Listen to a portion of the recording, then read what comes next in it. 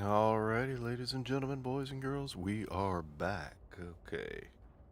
Purposes of this exercise for right now, we're going to turn that off unless we go do some... May turn that back on if we go do some mining, keep people from knowing where I'm at.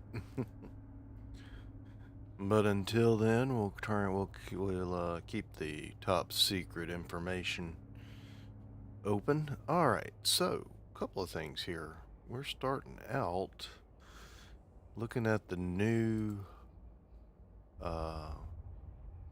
interface, and slight change. I was kind of looking over there at my first thought when I looked over here and didn't see my big yellow undock button. I was like, something's wrong. Then I remembered I made the change. So let's see something. Let's see. Alright,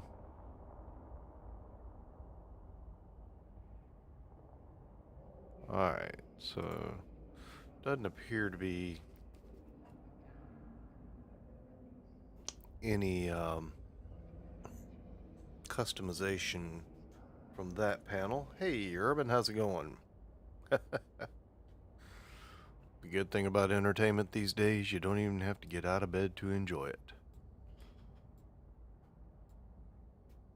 Entertainment comes to your personal little devices that are right there by your bed. This is my big ship. The one I've been talking about. I finally was able to go get it. I went and got it this afternoon, so I didn't have to risk the possibility of a stream sniper wanting to come along and gank me or hijack me or anything while I was on my way. Now I'm just trying to figure out what's going to be the best way to use it. This is a great ship if I had other people playing with me, playing the game, because they can do mining and I can sit back and help them out and all that kind of fun stuff. But the problem is, it came with all sorts of stuff that I don't have the skills to use, such as mining drones. How much those things cost? 13 million to get that book. So what we're gonna do is we are going to, I can't believe this thing's got just a base mining laser.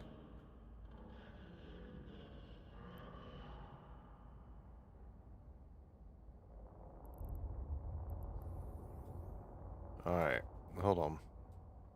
I can't use any of these. Well, I'm sorry, I can use the infiltrators. Let's take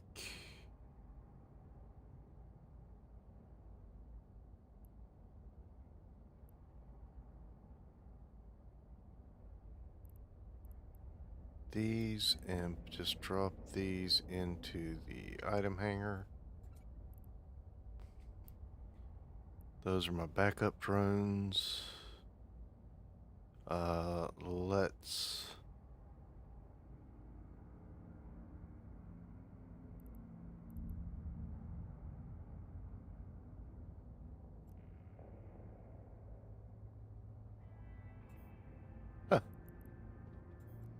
I got a mining hold, a fuel bay. I don't know what the fuel bay's for. This thing has stuff on it that I've never been familiar. Got a fleet hangar, which allows, I guess, people in the fleet to drop stuff off.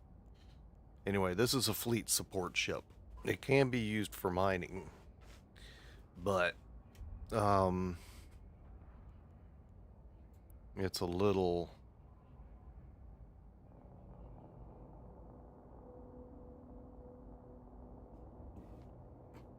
big for that.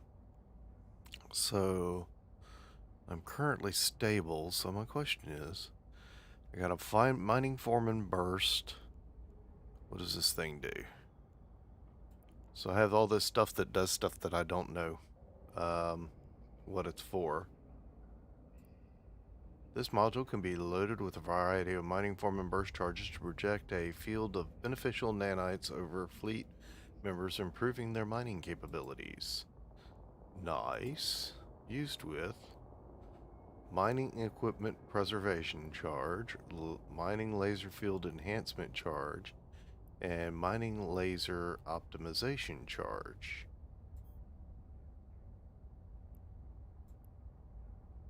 Oh, okay, those are charges. That's what those are.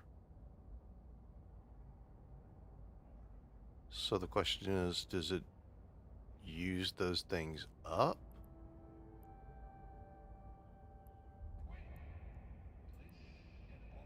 Let's see how much they cost. Give me an idea of whether it uses them up. Oh my goodness. Somebody's trying to sell these things for 520 million, 520,000, excuse me, ISK.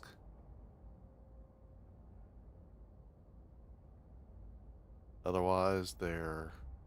How did they end up? Otherwise, you can get them as low as... I wonder something.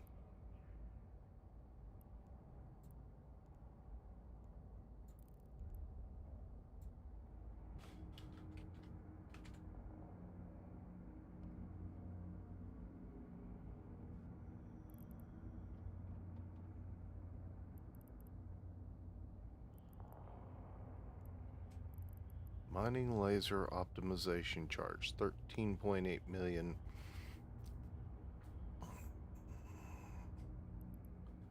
Mining equipment preservation, 12.3.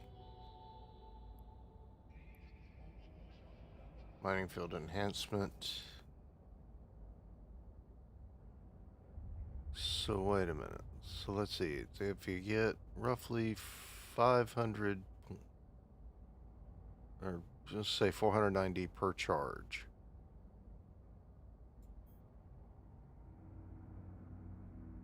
The blueprints. Left arm, right leg. And... oh, it's an infinite run. Okay. So it's an infinite run. Ooh. So that would be a use for heavy water. Okay. So what I really need right now is for somebody in some distant 25 jump system to decide they just need all the titanium they can get their hands on. And I need this because I put a whole bunch on sale. I figured I was not going to be able to move.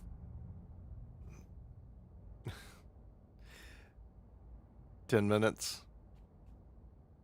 Yeah, honestly, I've never played Echoes. I think Echoes is really just I don't know, I think it's a straight up PvP. You know, the fighting, just let's go fight, but I'm not sure. I know one of the versions of Eve they have is the let's take out the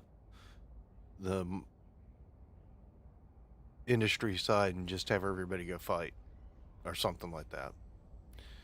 Let's see, market orders. Now I've got 191 million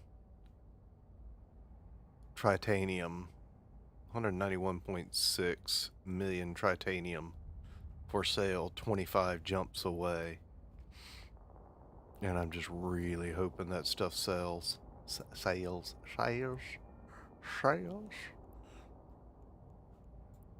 Most vicious animal in the kingdom. Alright. Now this is funny.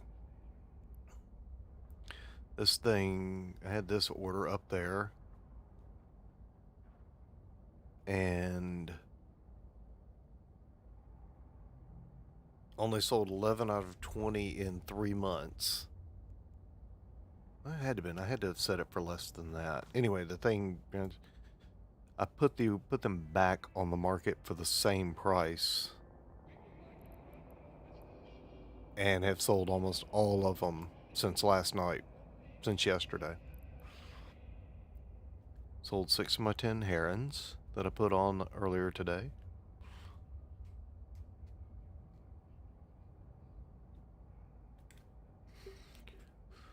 I know I'm kind of still trying to get used to this new overlay. It's just kind of weird.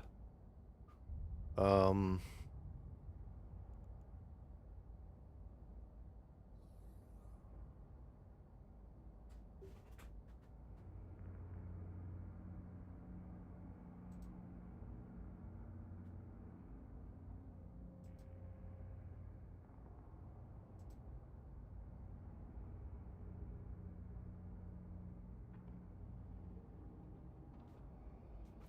all right.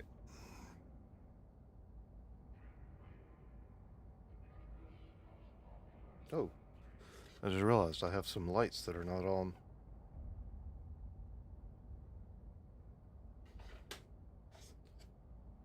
Just gotta get some more pretty lights going. And let's see.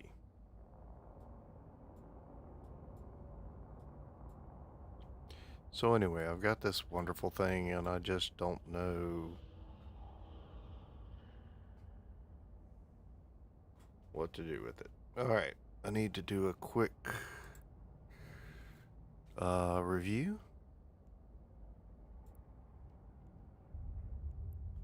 Okay, that's weird.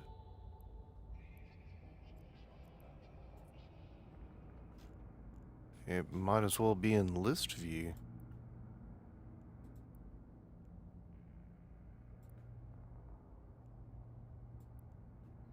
Huh. That I don't care much for. Item hanger. See, it looks better over here than it does over here. Alright. Let's see, ore. Let me see what I've got.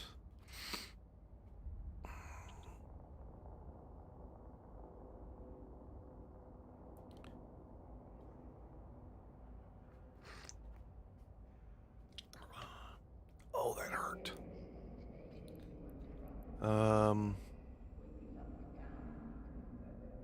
I almost feel like fitting another ship as a...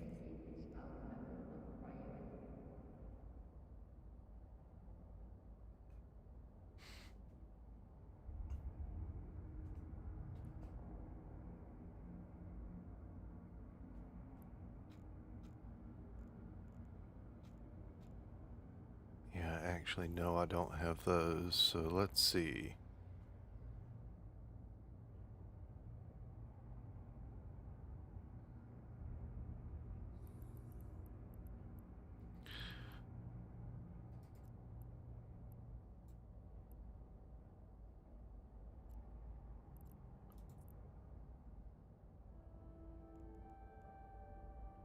Alright.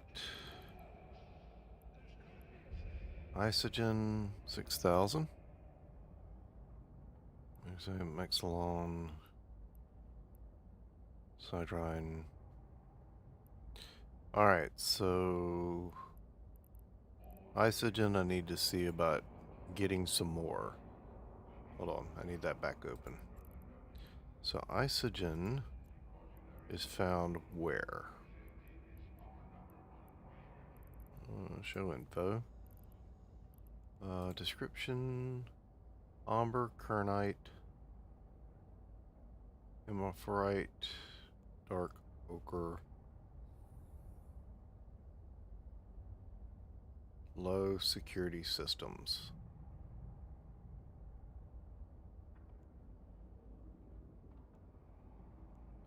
And these are wormhole systems, amber, kernite, and nice gneiss. Alright.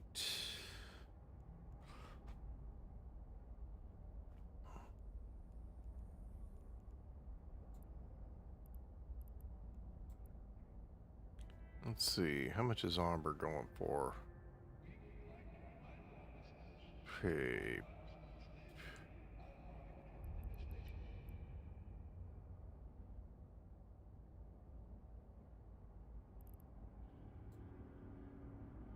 Pyrite and isogen.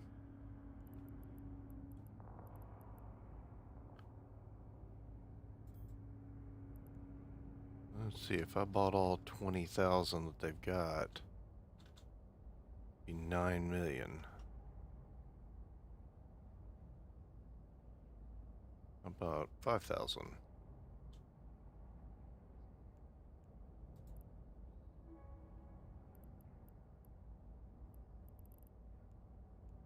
And let's go back here. Item hanger. Umber. Drop that into the ore.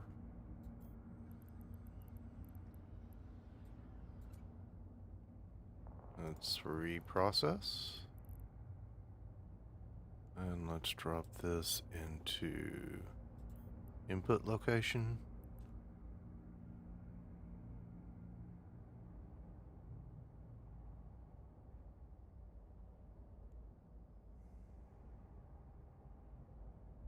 All right. Getting 65%.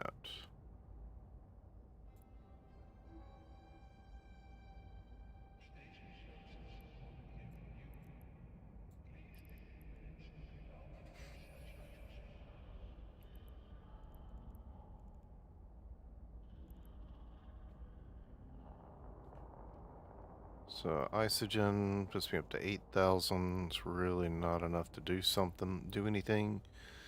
But the question is, do I feel brave enough to go out and actually try to get some? And the answer to that question is not particularly right now. Don't want to go out there alone. So we're going to break out the procurer.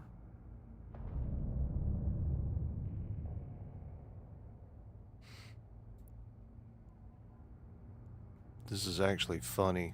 My procurer has more effective hit points than that capital ship. Something just ain't right about that. Alright, resource harvesting. The ore anomalies aren't going to be really good for anything.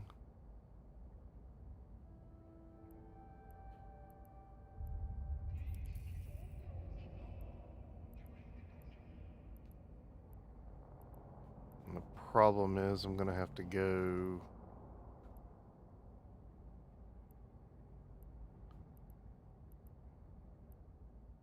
Oh, wow.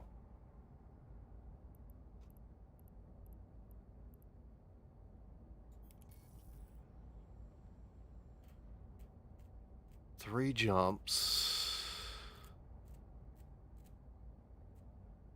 Tell you what, let's see how many people we got out there.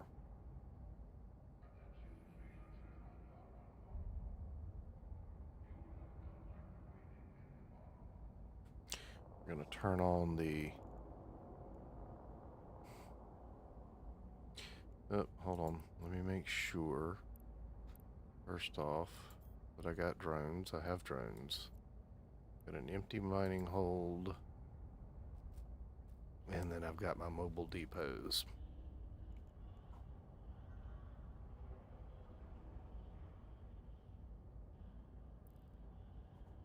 Okay.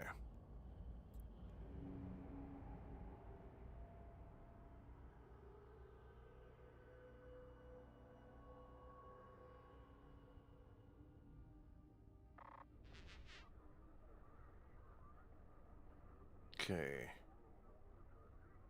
Now, unfortunately, this stupid game has been acting a little buggy coming out of stations.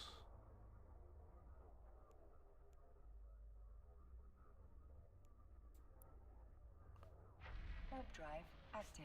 I popped in earlier and it literally didn't even show the station until I was warping away from it. So I don't know what's going on. And this has been since their latest update. So...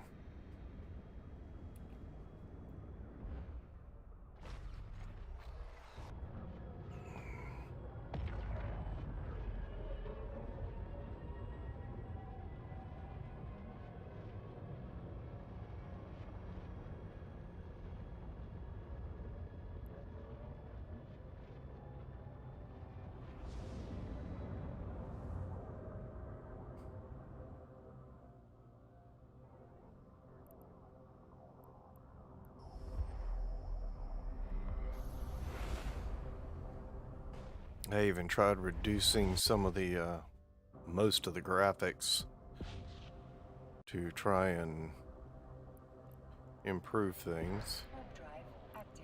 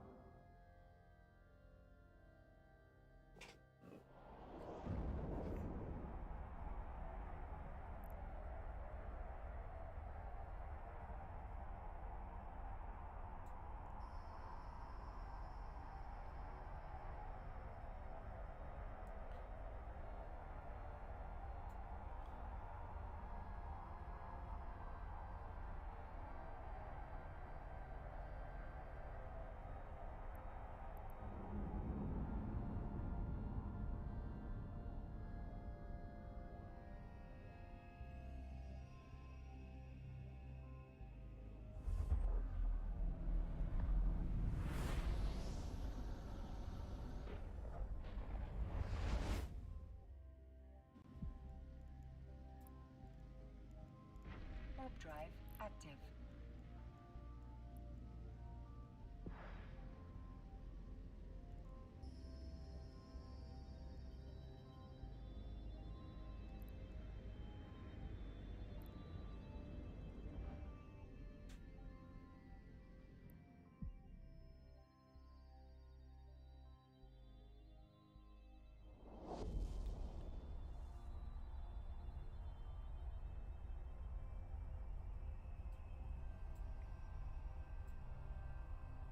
Yeah, that was one thing about the Porphyros I noticed. It did not have any mining gear itself, yet it had a slot open.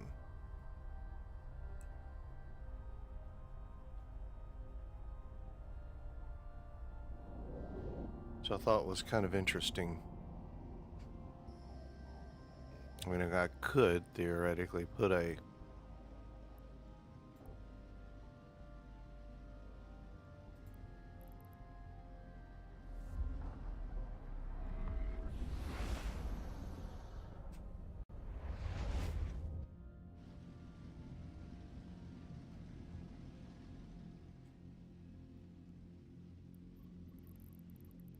Alright, well, okay, that's not going to do me a bit of good, is it?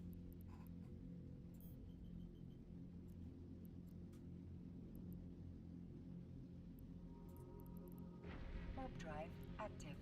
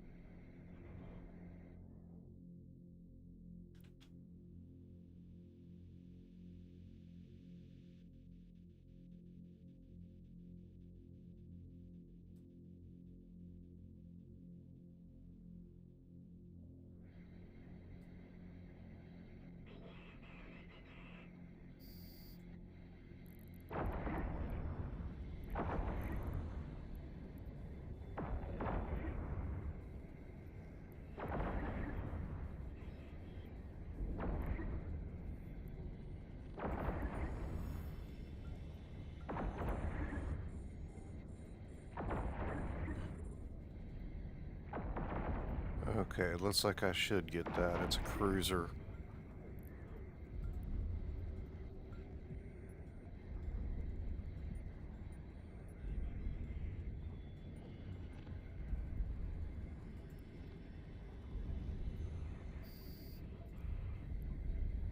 Oh, you gotta be kidding me. Got to be kidding me.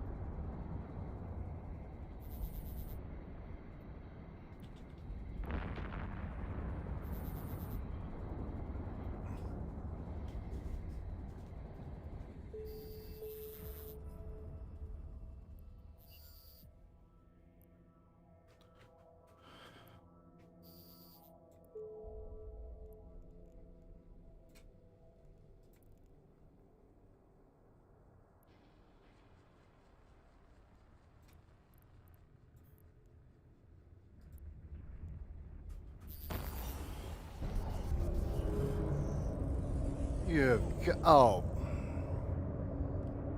And this, my friends, is why.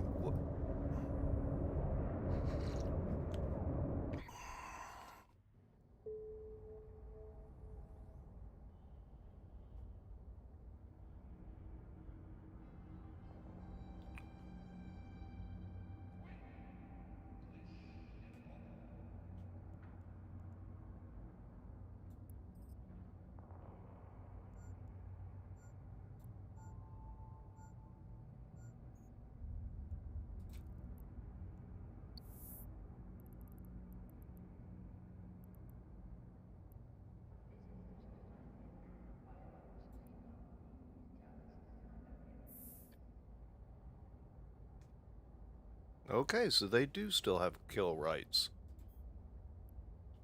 Alright, what was I up against there?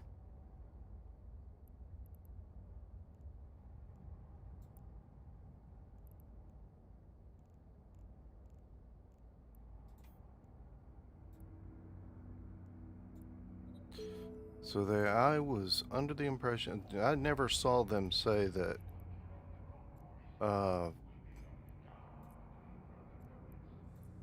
that kill rights had been removed. I mean, that had been turned back on. So obviously I was wrong about that. I am happy. But I am not happy about the fact that I just lost another freaking ship just because I wanted to try to mine some stuff.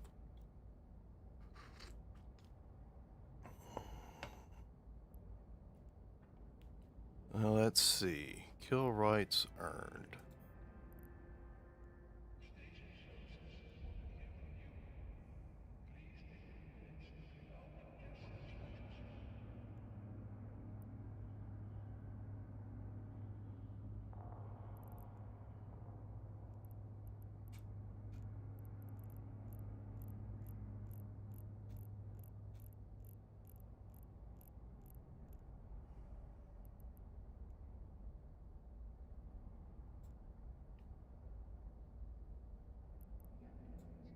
I'm going to ask a question.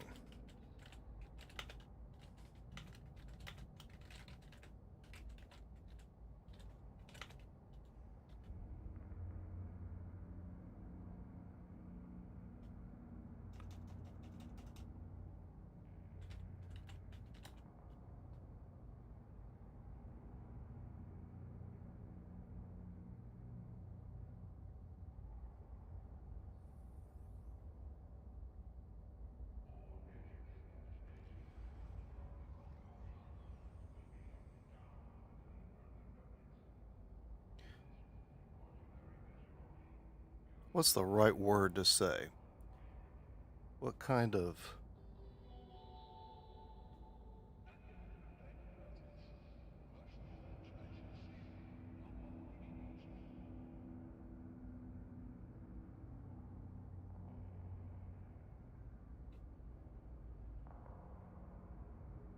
I doubt my thorax could take them out.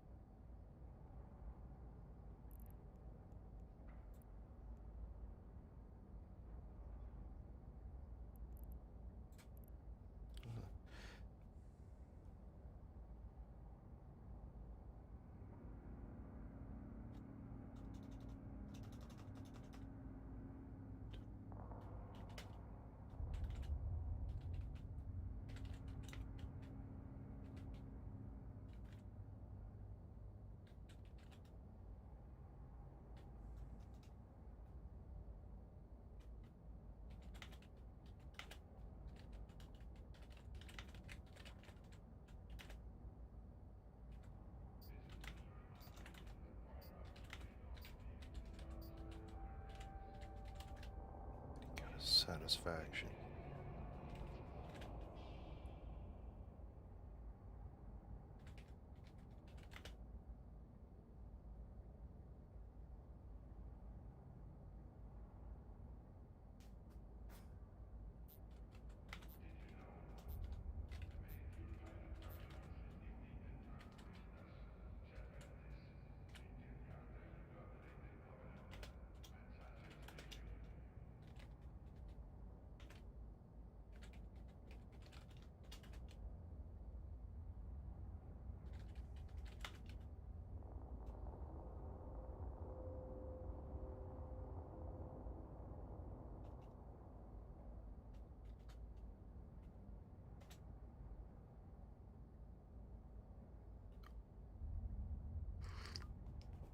So this would be a question for anybody that's watching. If you've been, how does anybody get any kind of satisfaction from playing a game where you're going into an area to gank people who have no,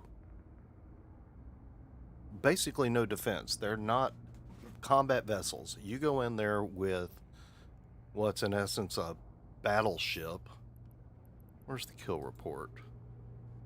You're going in.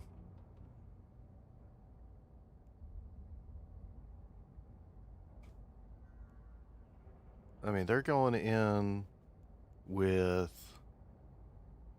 Well, let's pull up the kill report. Let's see. Kill boards.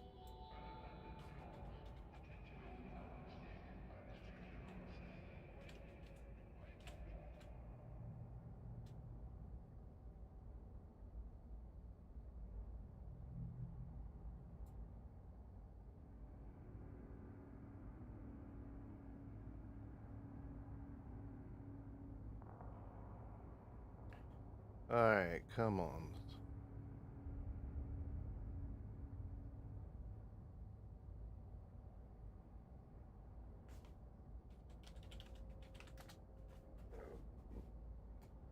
No.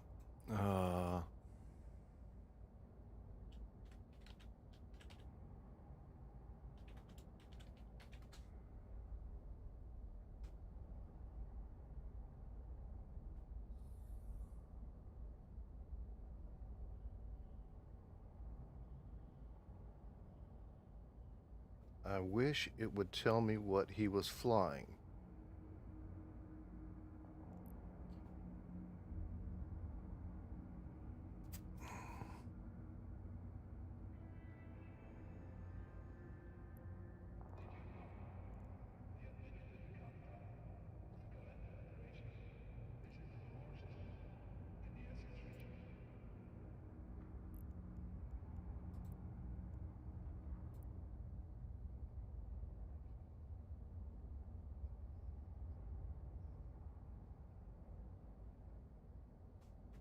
I don't get it. I mean, I really just. This is why I don't like kill on site PvP, because people just. They're not. It would be one thing if I was hauling stuff through a region, null sec or low sec region, and I'm carrying like $1 billion, billion isk worth of stuff. I literally just flew into the thing. I'm fighting a NPC, and the guy pops in and immediately locks on me and goes. I'm like somebody's answer down here. I just can't repeat it on stream, what it actually says.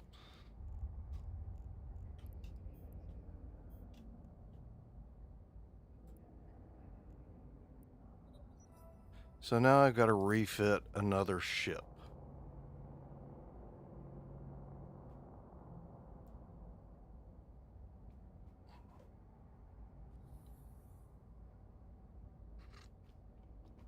Of course, at least had to call in a. He at least had to call in a buddy to repair him, because I actually was, my drones were beating up on him.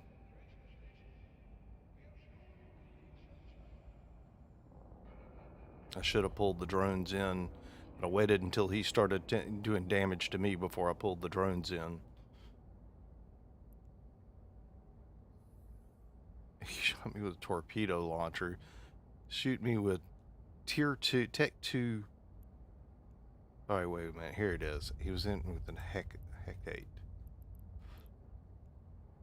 A tier 3 tactical destroyer.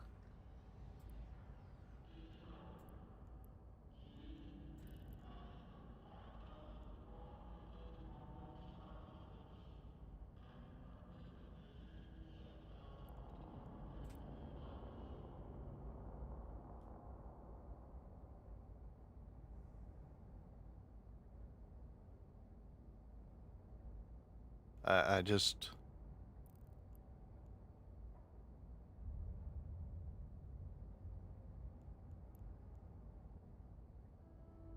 He's the one that did most of the damage, but because he did the full kill, he's the one I've got the...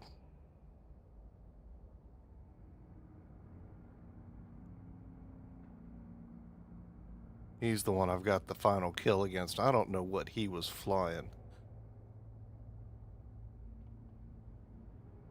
Criterion?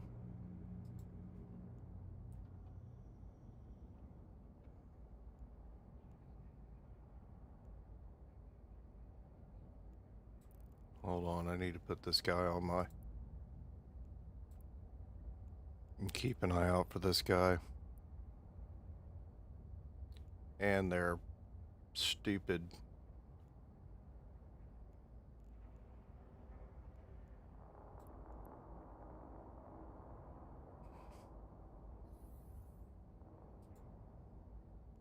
Alright, come on, give me their... Ah, there we go.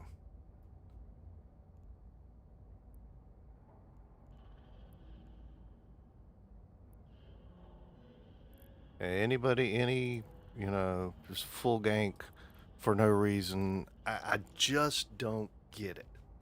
I don't understand the mentality of somebody who...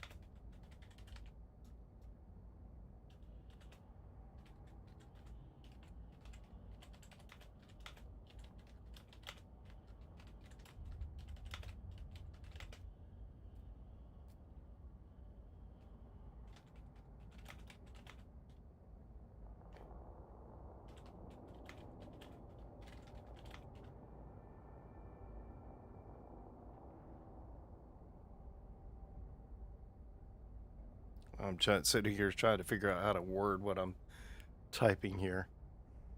Because it makes no sense. Um, uh, let's see.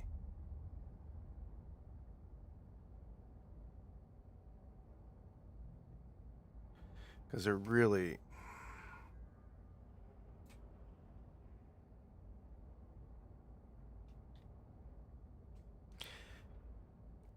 Because, I mean, there's nothing it just, oh, and they get all your stuff. There's nothing I'm carrying that type of player would be interested in. and he's managed to get himself flagged, so he can't he can't come near anything. And I've got kill rights if I happen to run into him.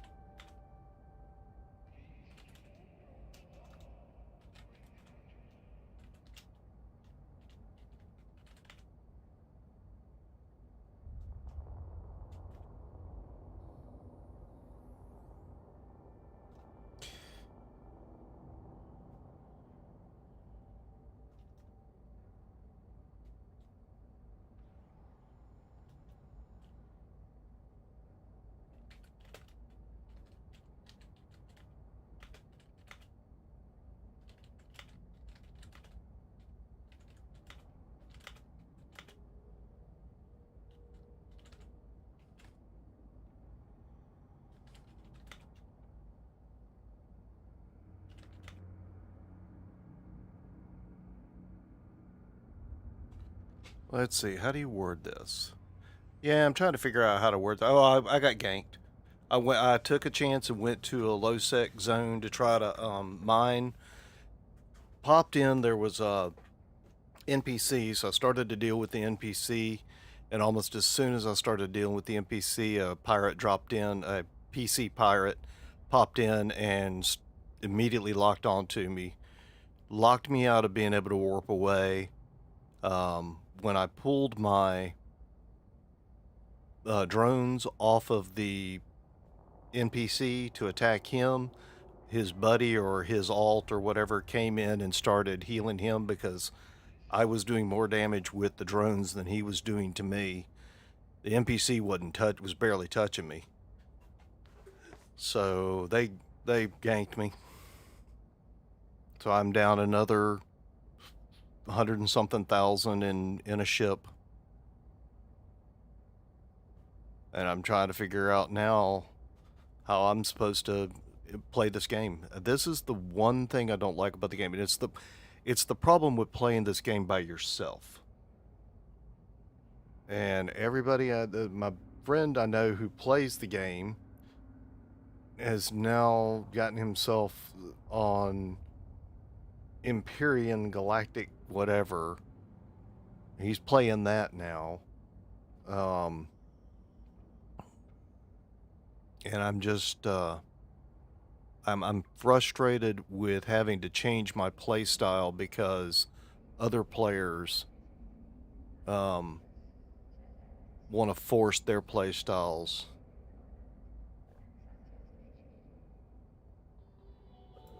Want to force their play style on me.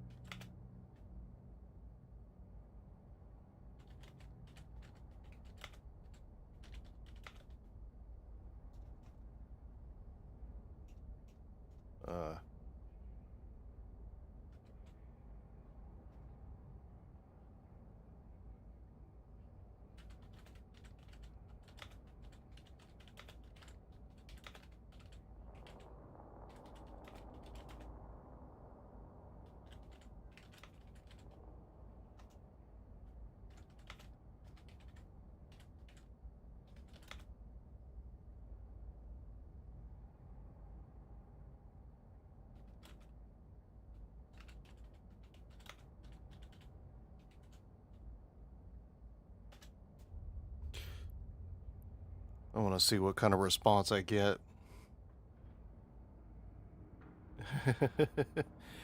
Well, make sure you set everything on low because they have upped the graphics if you join in.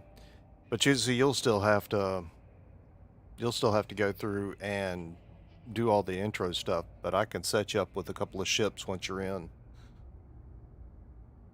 Once you go through everything.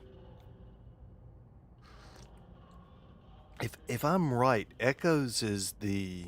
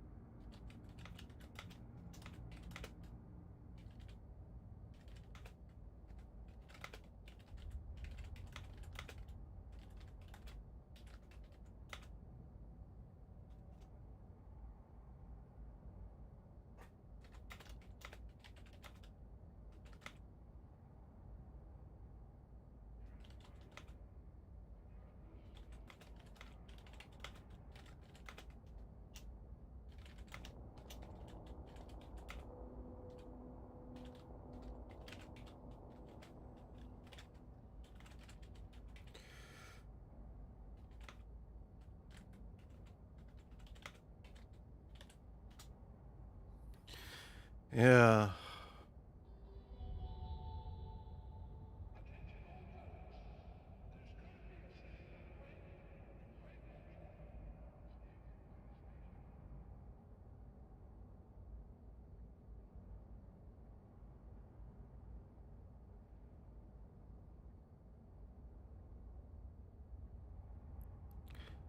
I disliked that stream. Hold on.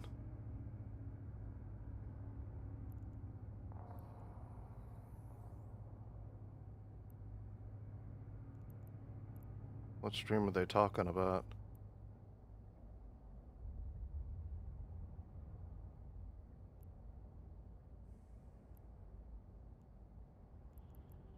They're just talking about somebody that didn't like a particular string. I don't wonder if they're talking about me. So I'm trying to see if I can see any other comments by him or any comments that mention a stream.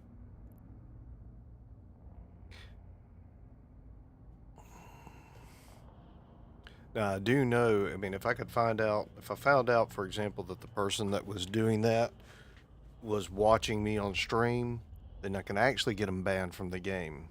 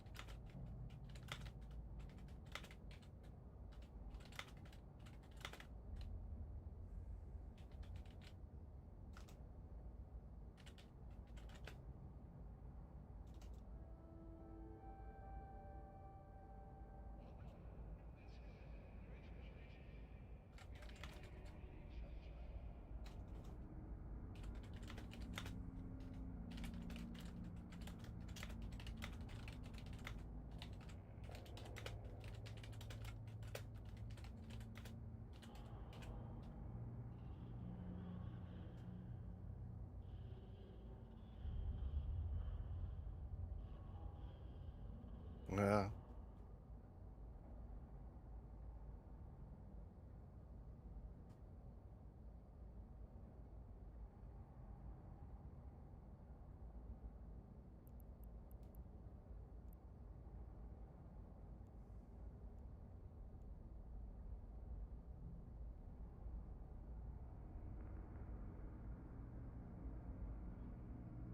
Why is it that I have some problem? Just I'll randomly just miss hit keys.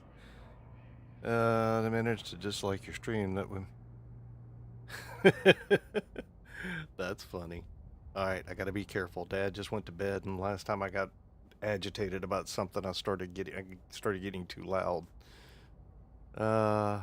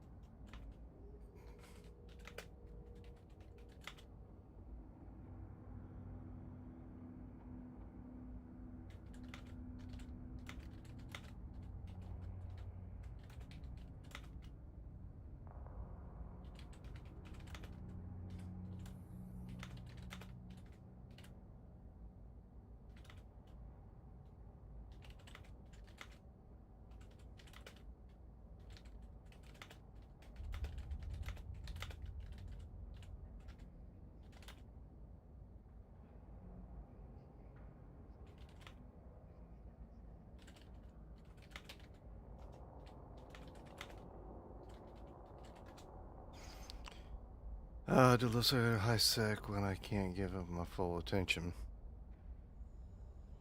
Yeah, I just can't. I'm about to. Let's see.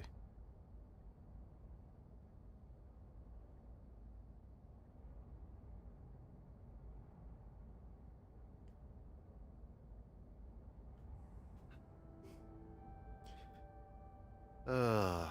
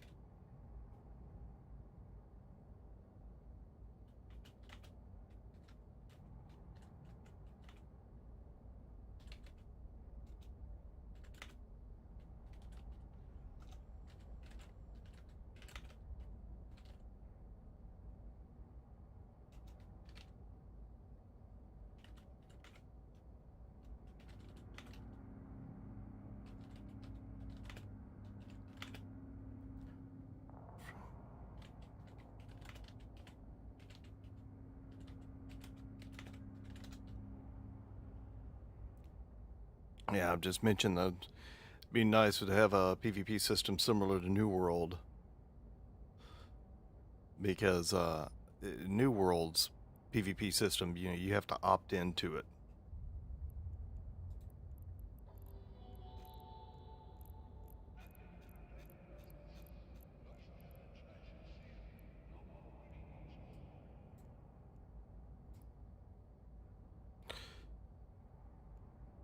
All right, so let's see.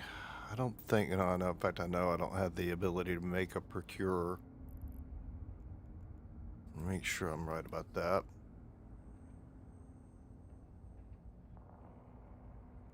Working on that. Yeah, I can't make a procure. So, and I know I don't have the stuff I need to make it to make another one of those. All right, hold on. Let's go back over here.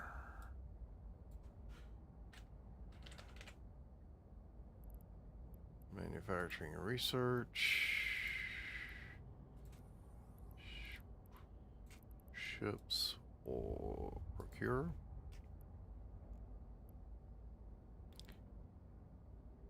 How much money have I got? 101 million. This is going to cost me 48.9.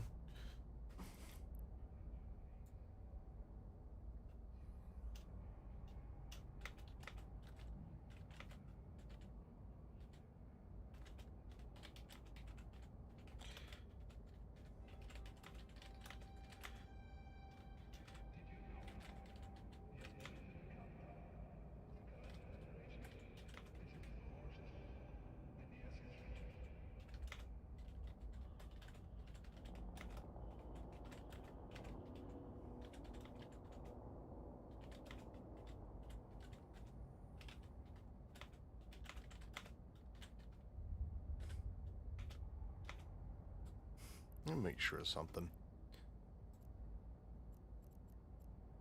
Let's see. Go back to my mail. And let's go back to insurance. Let's look back. Insurance, paid insurance. There we go. Nope, that was for that one. I know that I had...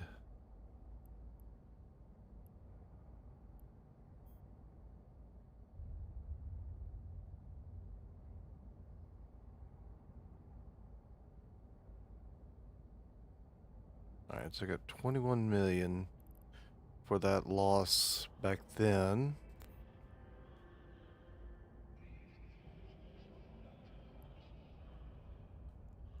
Yeah.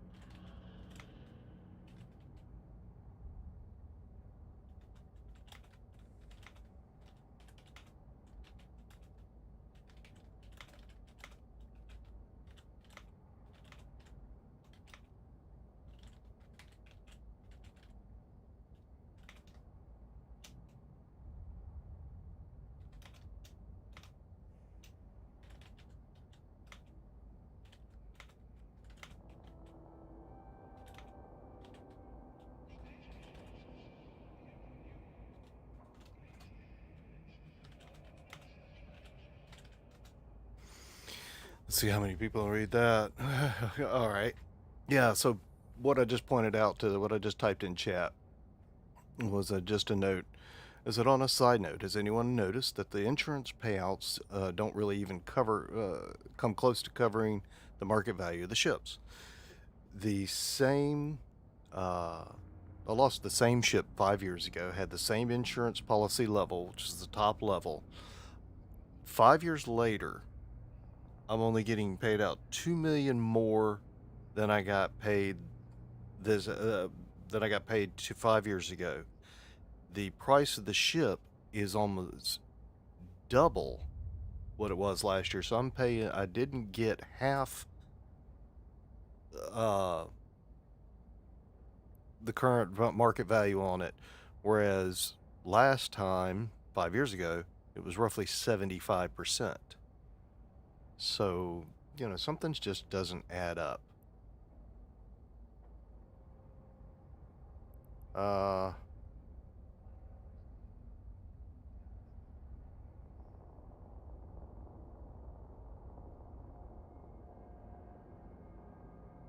yeah, but no, because I know that the material cost.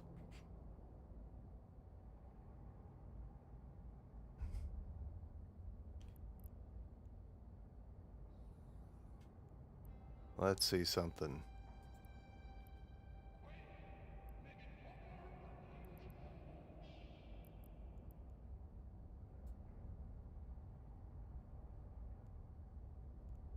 a second.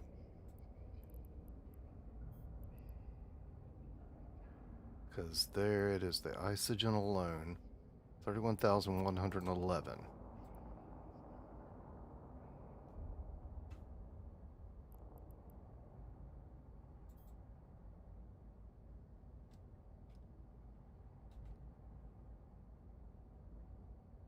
Nope. Yeah, the numbers, no.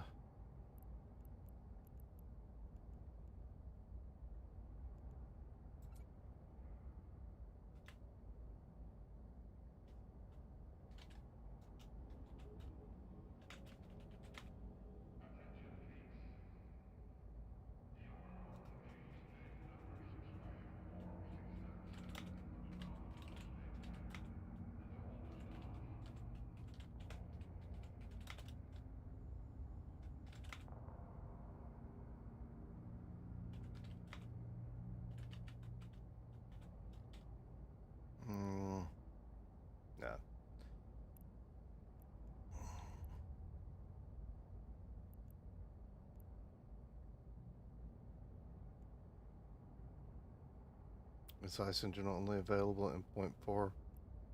Yep.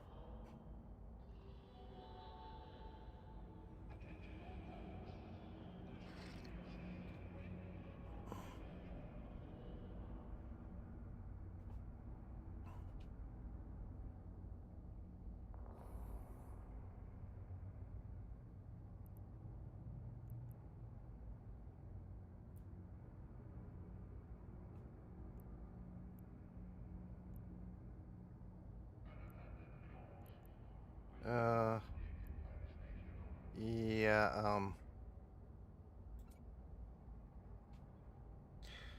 uh,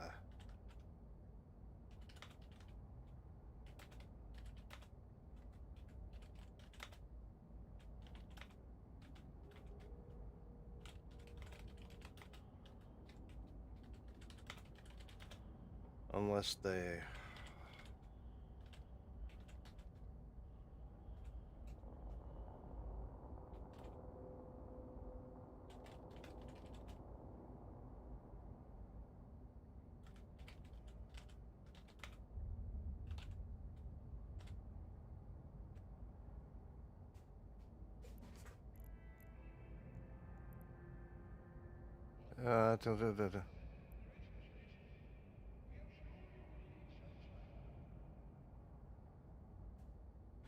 Yeah, because... Alright. Okay, wait a minute. I need to go back. Either way...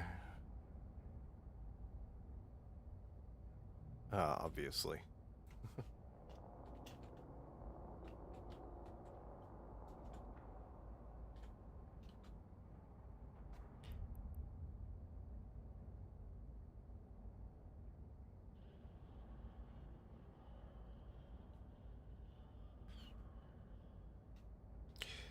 Uh...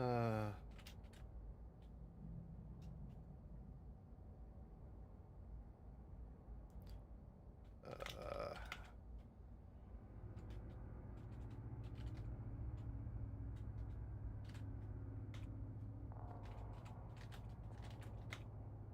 That a... Hold on. What's the word I'm looking for? Let's see, I'm only bringing up points that a... Wait a minute. Where'd that go?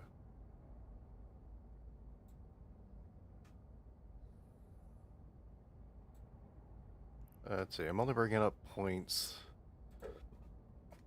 that a,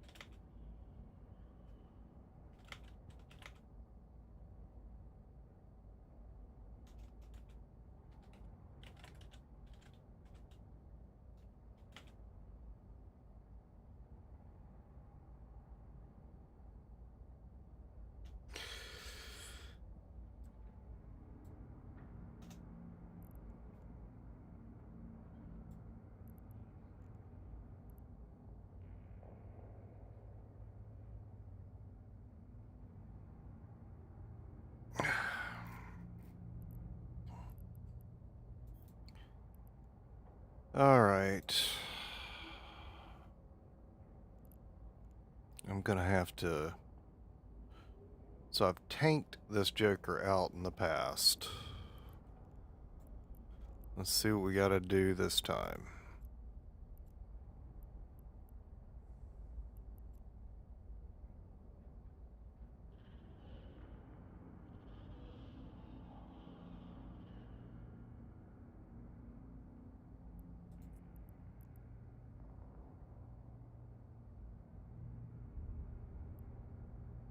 See, they've got the estimated prices 39,215, but they still only paid me, and that's less than the estimated value of the ship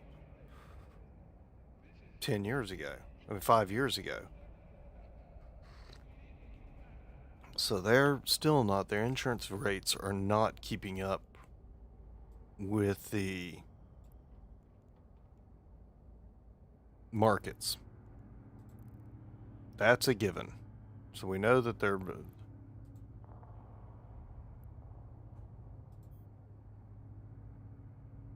I think I already did this.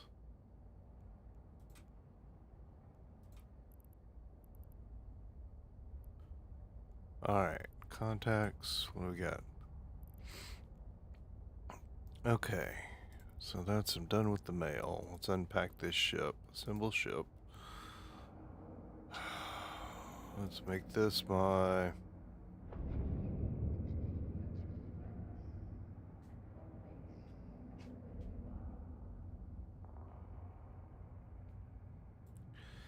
Alright, so hold on a second.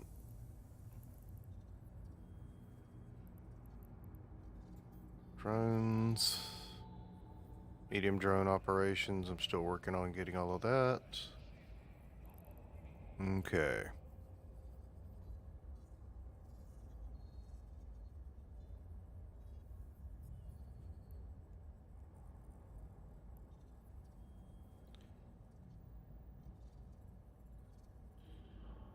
Let's see. What about electronic systems?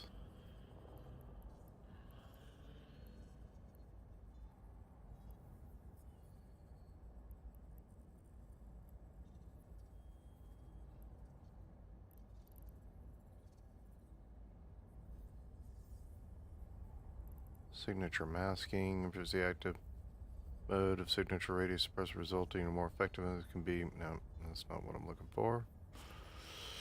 Oh, brother.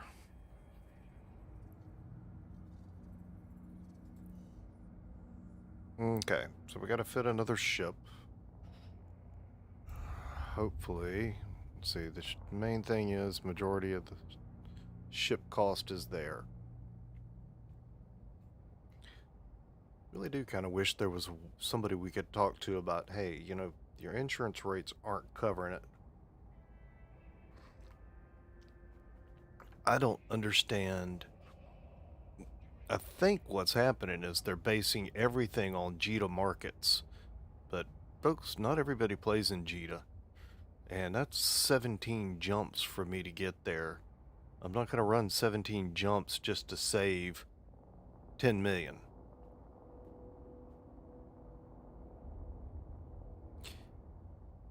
They need to understand the way insurance works in the real world. Insurance in the real world is based on region, state or region, not based on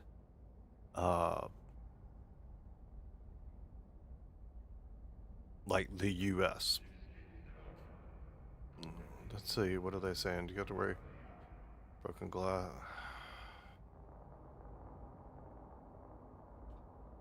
I try to hold normal conversations about marketing and, you know, market costs, things that add to the cost of doing stuff in the game, and they're talking about poo on the sidewalk while you're trying to walk. Let's see.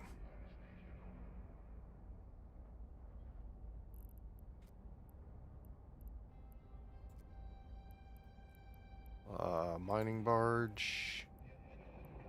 Let's see. Basic procure is that.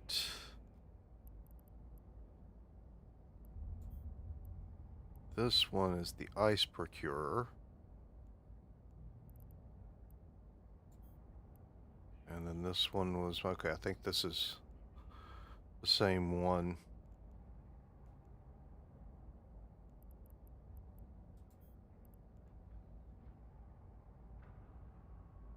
Now, the funny thing is, I think that I can do...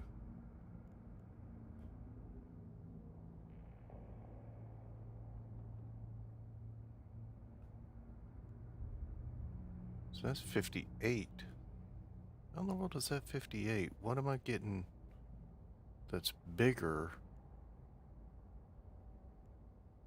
How is this thing stronger than what I had?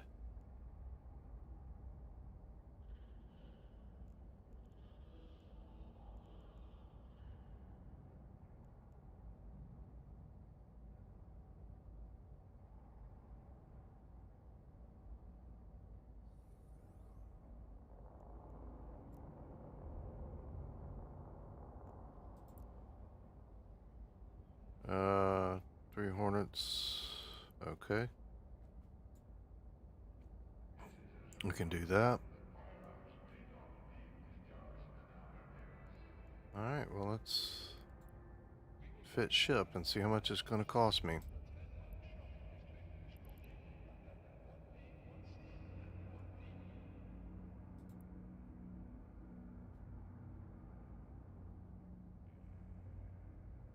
I mean, luckily, hopefully, be real nice if I could get some sales. Whew, buy and fit.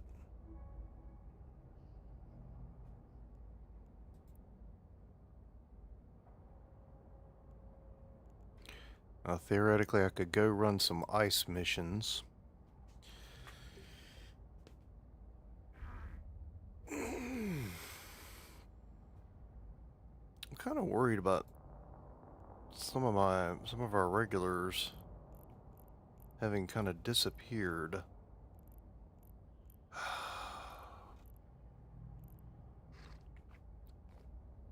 Oh shoot, I just realized something. I'm gonna have to make some more.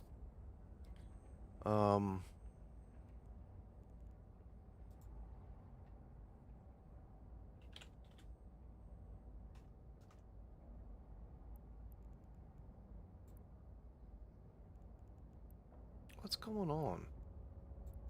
That's just...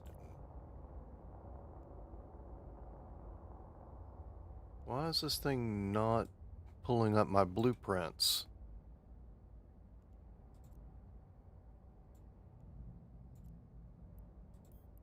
No wonder. Why was it doing that?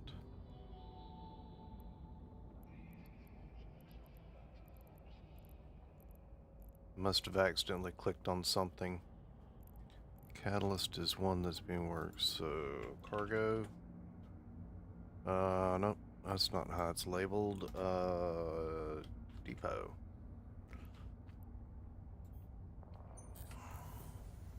Oh, shoot.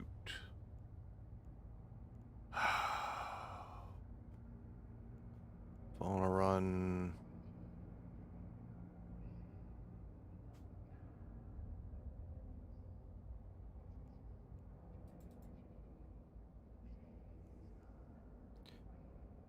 That's $1 million right there.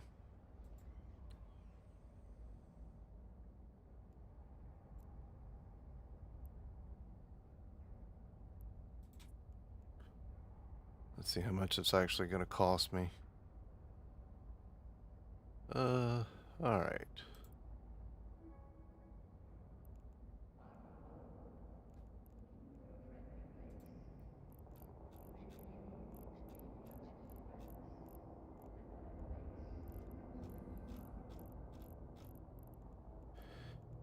This is one thing I don't like. I don't like this. Oh, there it is. Oh, it flips back. Guidance systems. Alright.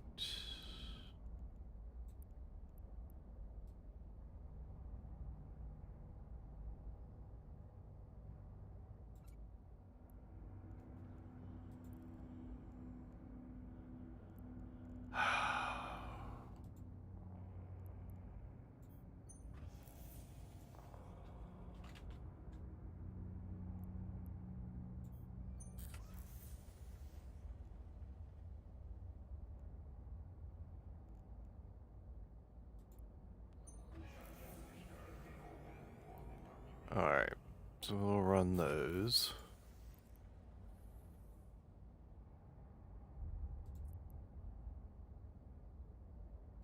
I really just need to start selling off a bunch of this stuff.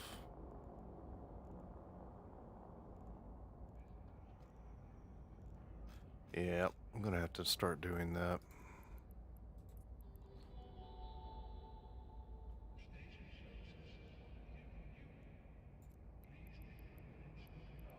A week.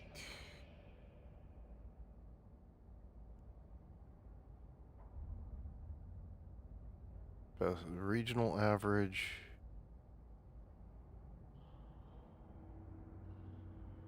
Best regional 2030.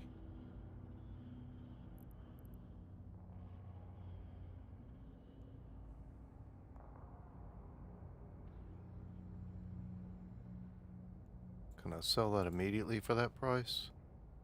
Yeah. As long as it's within a certain rate range, then I'm gonna be okay.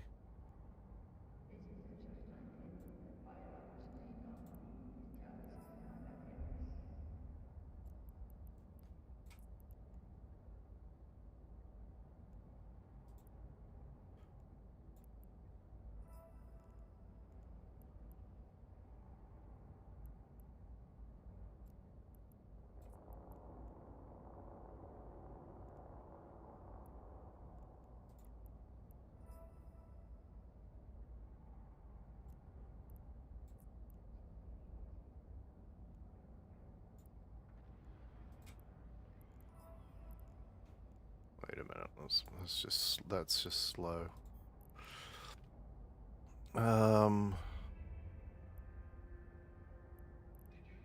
Let's go back to the list. Sort by estimated price. None of the stuff that a noise jack needle filament.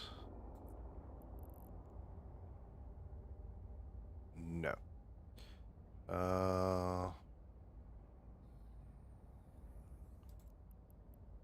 For a week, I'm gonna put this at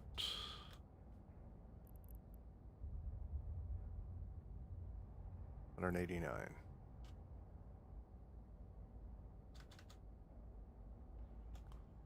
We'll do it at 150.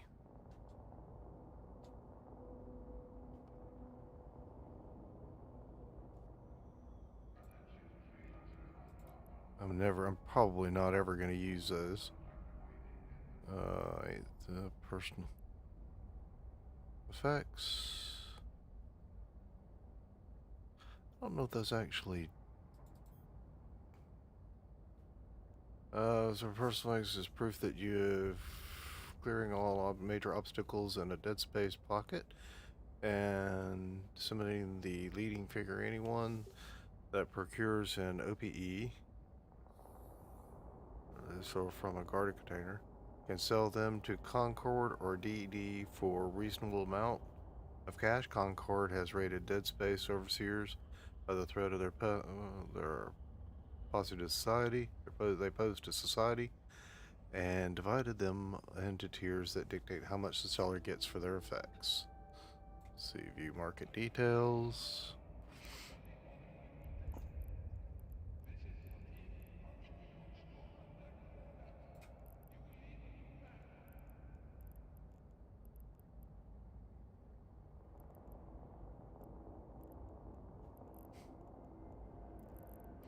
Okay, so they're really only good for selling. So if I try to sell this item, let's see, immediately, I should be able to get it for,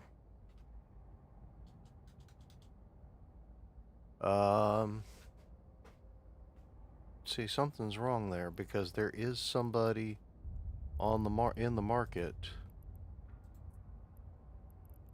Oh, okay. I gotta go to a Concord. Alright, we'll hold off on that and take that somewhere else.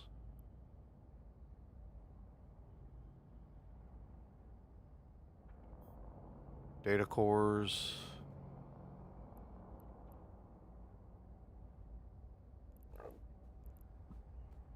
Let's see.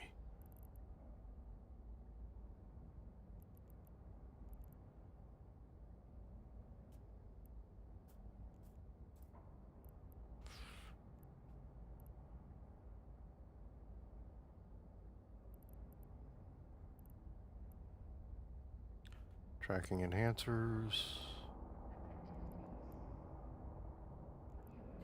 I feel like selling half these guns, but I know that some of them I've already got to.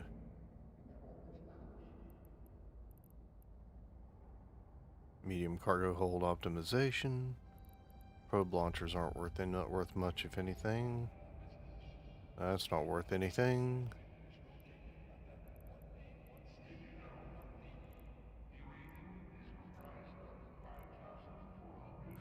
Alright, so I'm gonna hold on to I guess I'm gonna hold on to the rest of the stuff to, see if we can use it for somebody else in the corporate.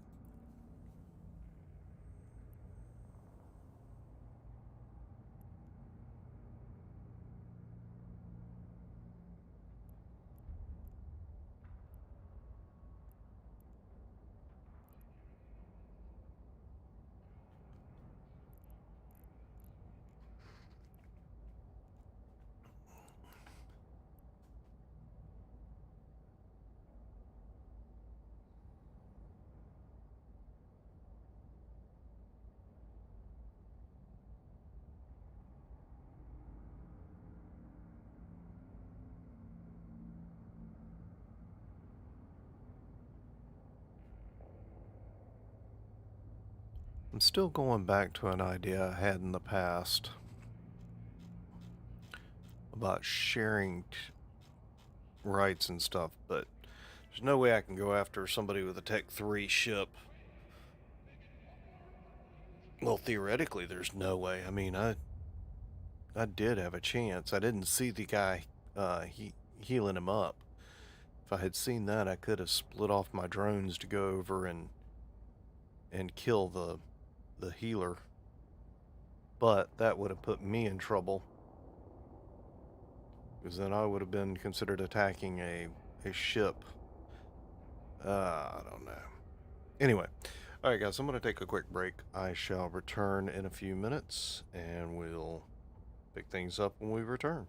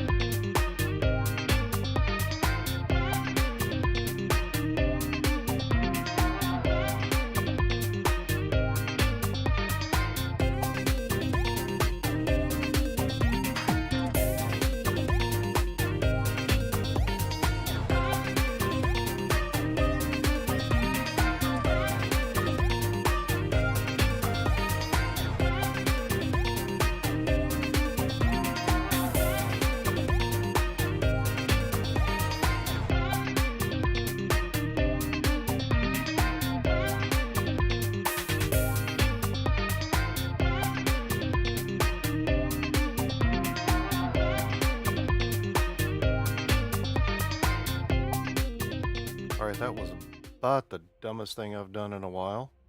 I'm sitting here gaming and forgot to bring up that I was back. So, duh.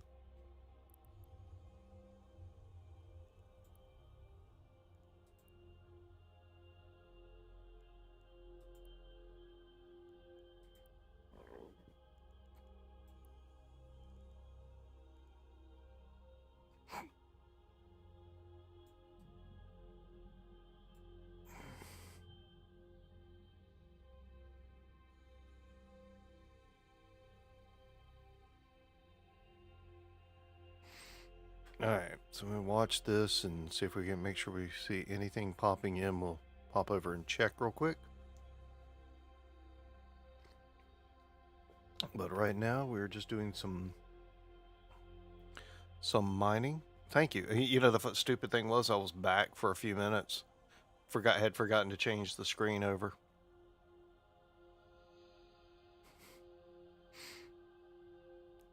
I'm like, I'm just real smart today.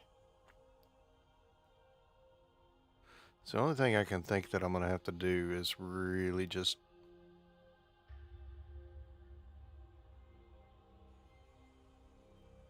start small. The good thing about the game, I will say this, the good thing about the game, is, especially if you are combat oriented, if you really want to just get out there and fight stuff, you got it. That's why I kind of wish that I had friends who really just wanted to fight stuff so that they could join me and protect me when I go down into areas like where that ganking happened. Because we get fleet up, and the minute I get attacked, then they can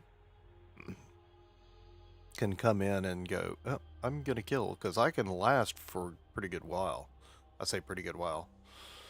I can last for a little bit in a fight, because I got a lot of hit points and a lot of tank. But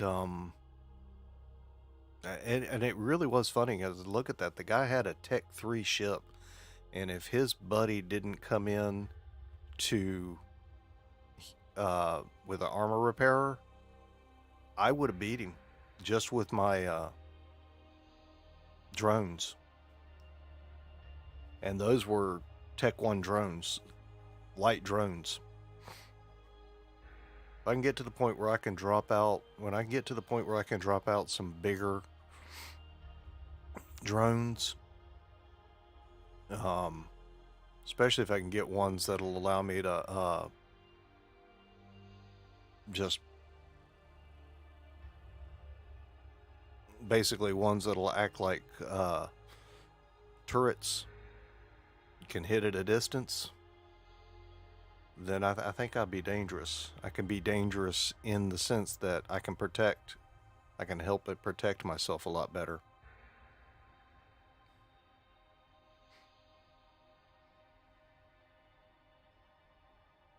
Because right now I'm not doing a ton of damage, but I was ahead of him in damage for a little while.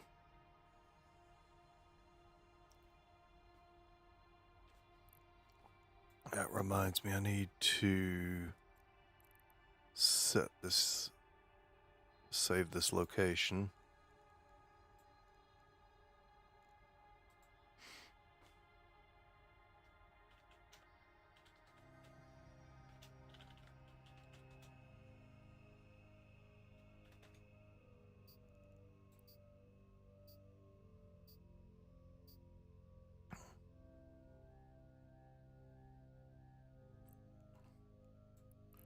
That way, if I have to get out of there as quickly as possible, then I can just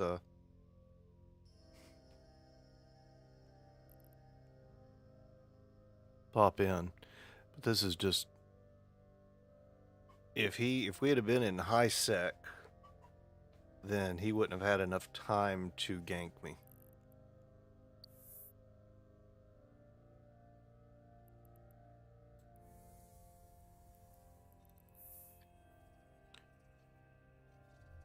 I got 2,500 skill points. Let's see.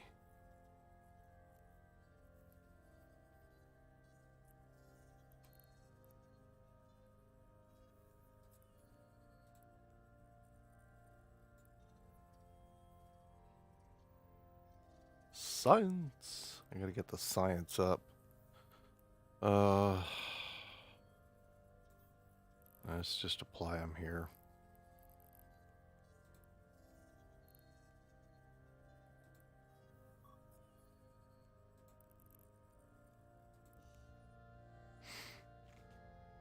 The one good thing is I did. Oh, cool. Yeah, I'm already kind of. I've got a couple of ideas in Notion for ones, and I need to make sure that I download the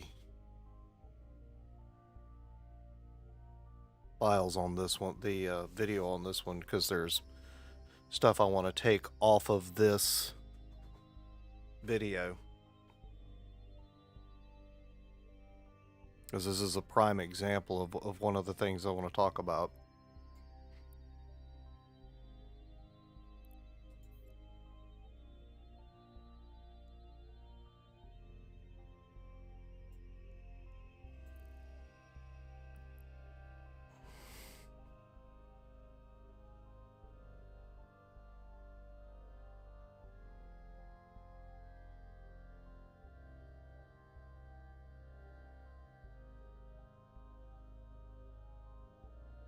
Which of course is the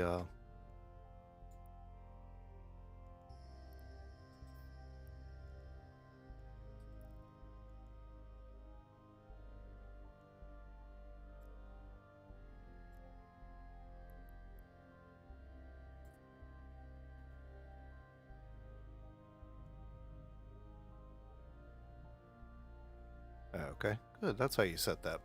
Figured there had to be a way you could set that.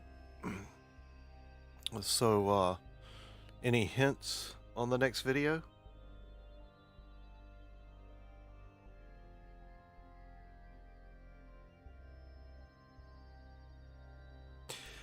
I'll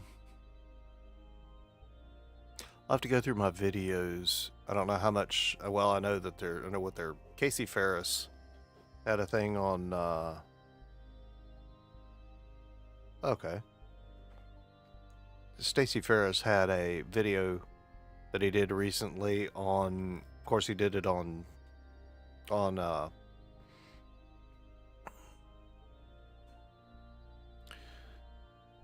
that thing we always talk about that you don't use.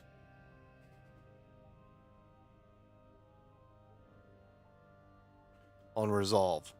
It was a plugin for Resolve that somebody had made for quickly adding animated text graphics without having to go through Fusion. A lot of the Fusion effects for text without having to go through Fusion to do them, just to save steps. But the part of it was a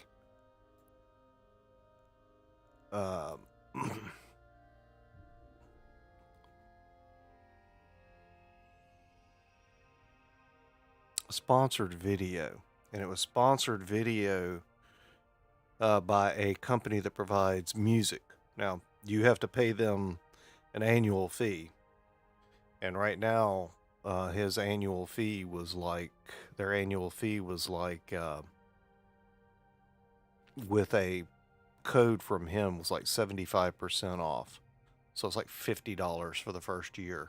$59 for the first year.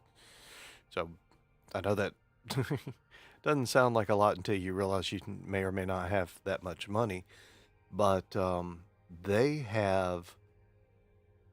they're a source of music that's already cleared for YouTube. They're already cleared for YouTube. And they're also, this is music that's even used commercially by major companies for their commercials. And I like Harris Heller stuff. And for a lot of stuff, I can use that. But I believe that this company offers cinematic style music. Whereas Harris Heller has already admitted he's not gonna do cinematic style because most of his music, although it can be used for videos, is really geared in a lot of ways more for live stream because that's where he makes his money on it. On a cinematic style, he would only get, a small fee.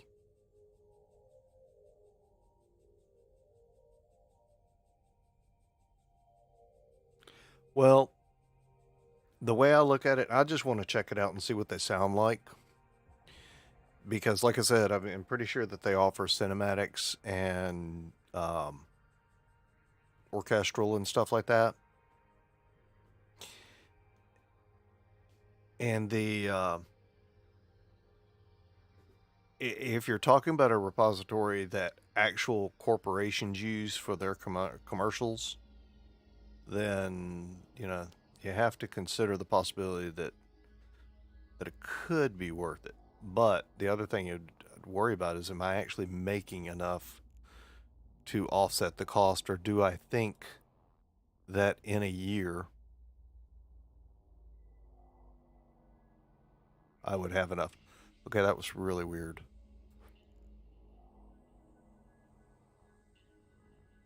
The sound, there's a background sound that sounds like somebody's stomach rumbling.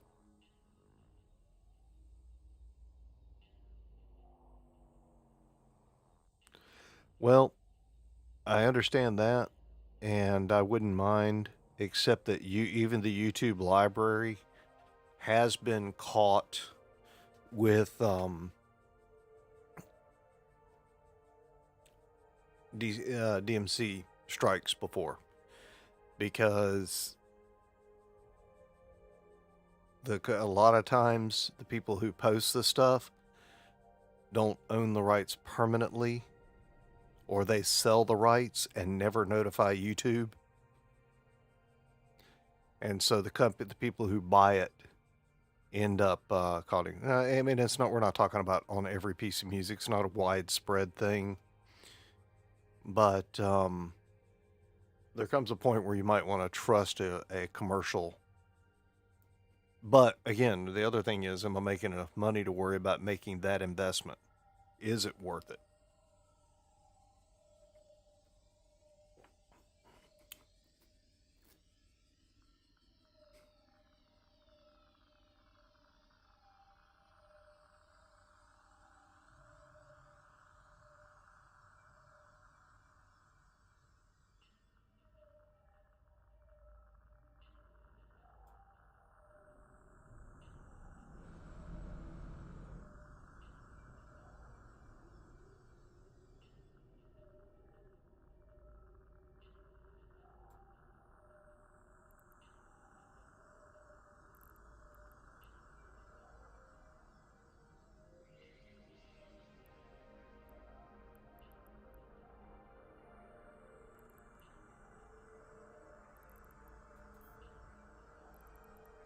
Is that the best?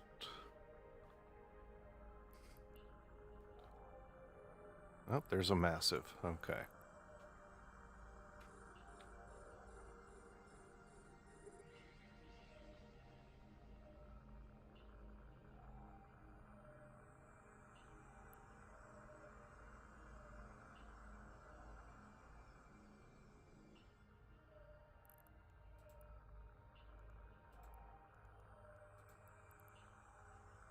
Alright. Serpentis Corporation has decreased their standings. They really don't like me. Actually, I can't believe I'm that good a standing with them. I would have really figured I was like in bad standing with them. Like 5 or -5 or something like that. I do have kill rights on this guy for about 30 days. Basically, what I would want to do with that is get my buddy Zodiark and try to hunt him down. Fleet up and try to hunt him down.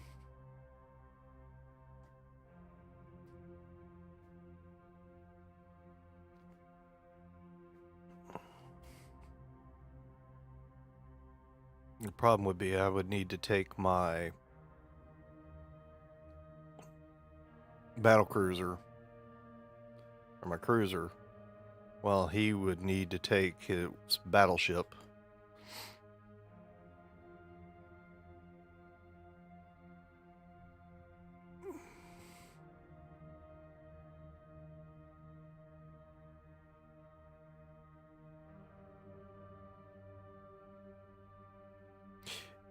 Well, no, those would have been too expensive. I was thinking about getting some Navy issue hammerheads, but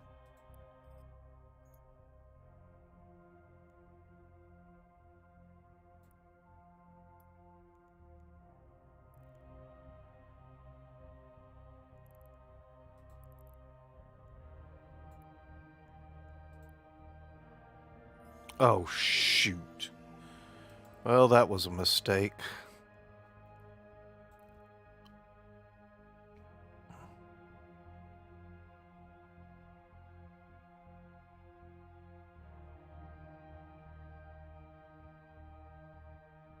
I did not mean to do that.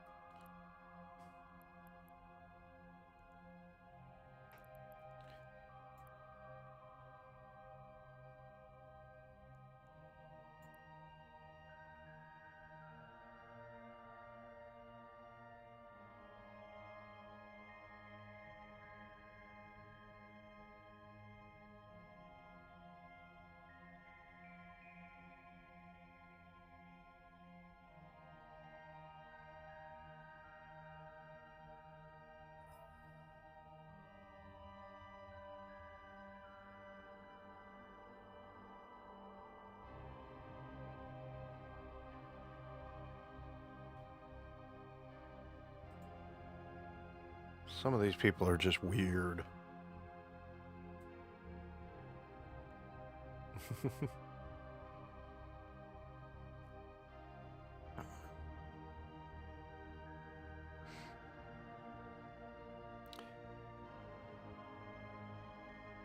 Yeah, this particular video I've got to make sure that I download. And I really need to do some offline recording to get some B-roll stuff. And probably need to break down and play another game that I don't particularly enjoy anymore because of KOS.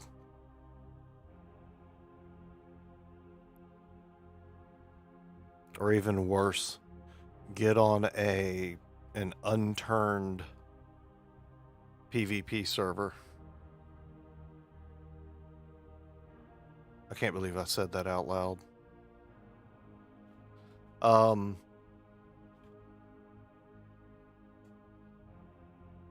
Just a minute, I'll tell you.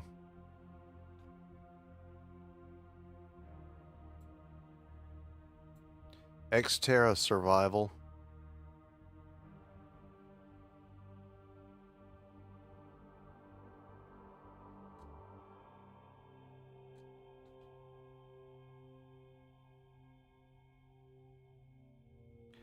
let's put it this way. I enjoyed it for like the first 2 hours that I played the game. But after that, it was not enjoyable anymore.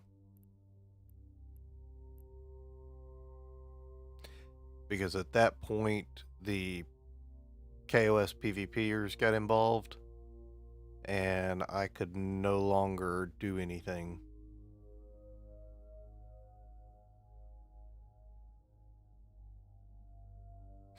It came out a couple of years ago. In fact, I ran a stream on it.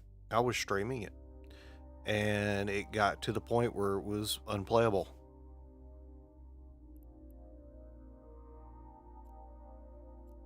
I couldn't. The way the game was set up, it's actually pretty cool, but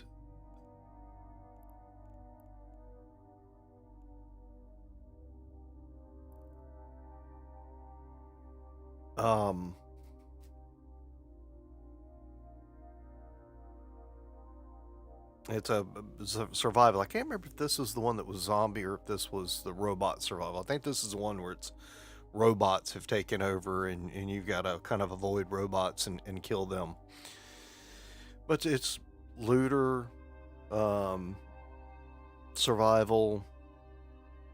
I don't remember if there's a building aspect because I never played it long enough to do any building.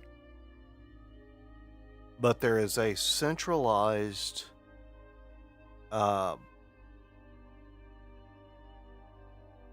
there's a centralized safe zone respawn area, and the KOS players, PvPers, would sit outside the safe zone and wait for people who just respawned and kill them before they could ever get back into the game.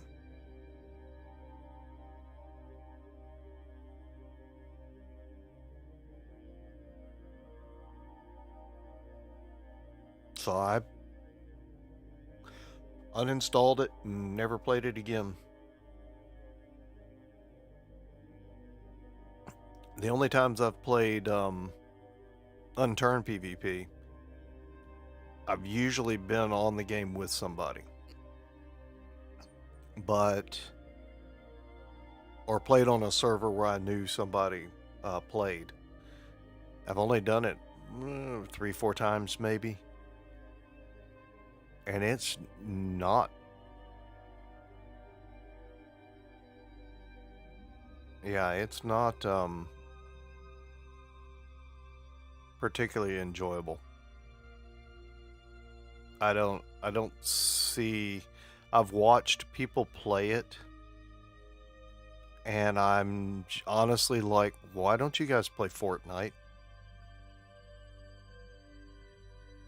I mean, seriously, why don't you play Fortnite?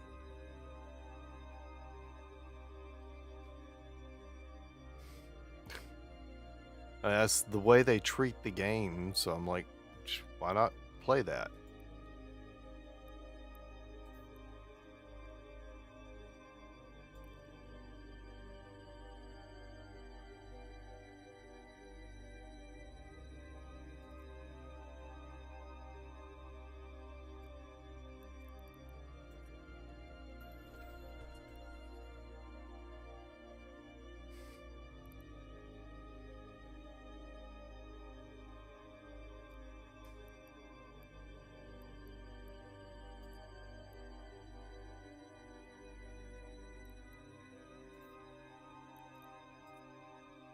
Warp drive active.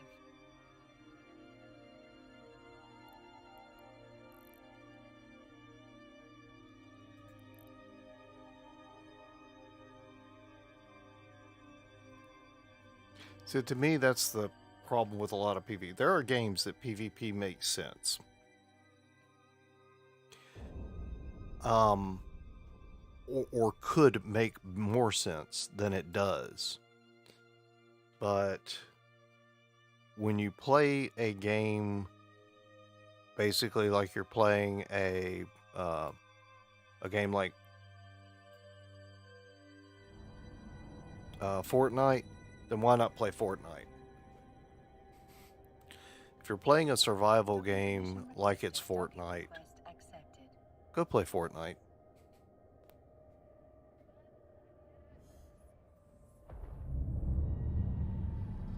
I mean, I would say I wouldn't be averse to playing Unturned if I've gotten spoiled with New World.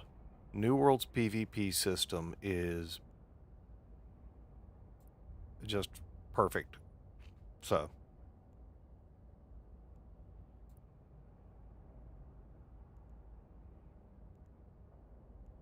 in my book, I mean, especially for the game, it is perfect. All right, so let's see. So inventory, mining hold. Let's see, let's put division. Okay.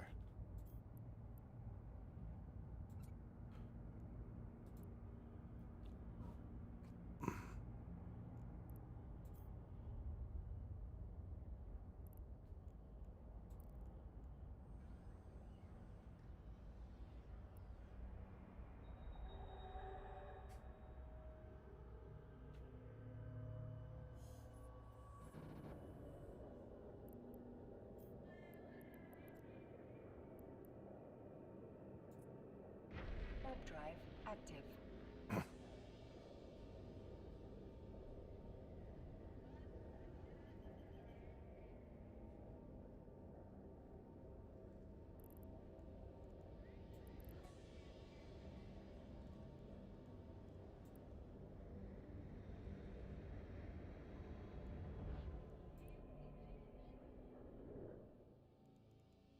Okay.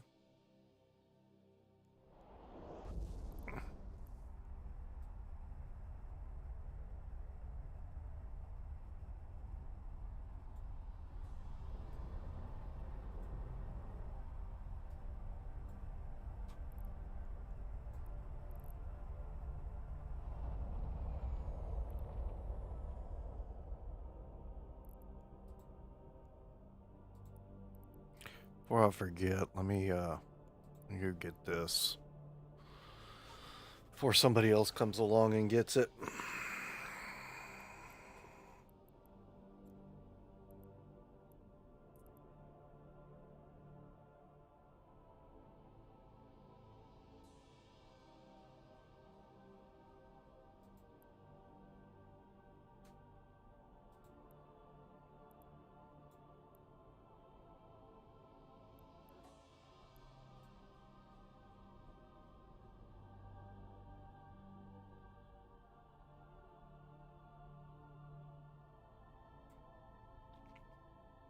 Because every once in a while you might get something really worth something.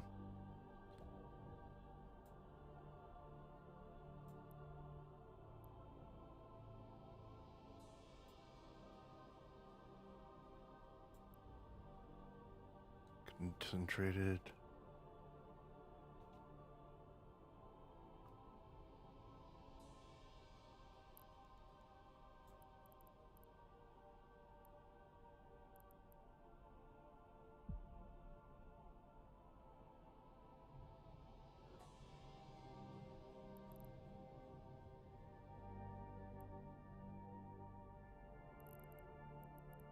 I'll just wait till he starts shooting at me.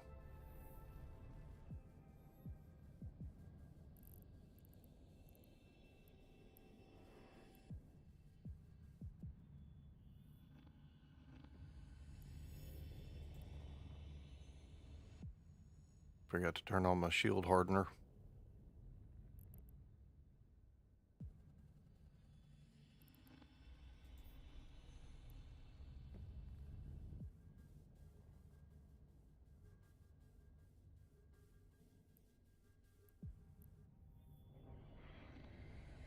Come on, guys. Protect the daddy.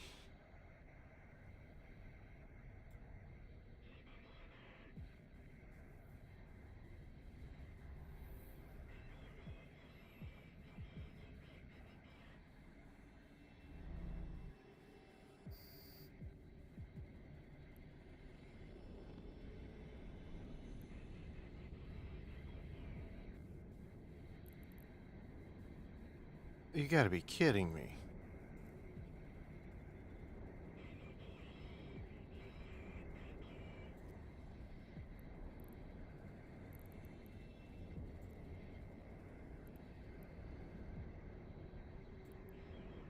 They're set for aggressive. I'm being shot at, and they're not doing a thing. You little...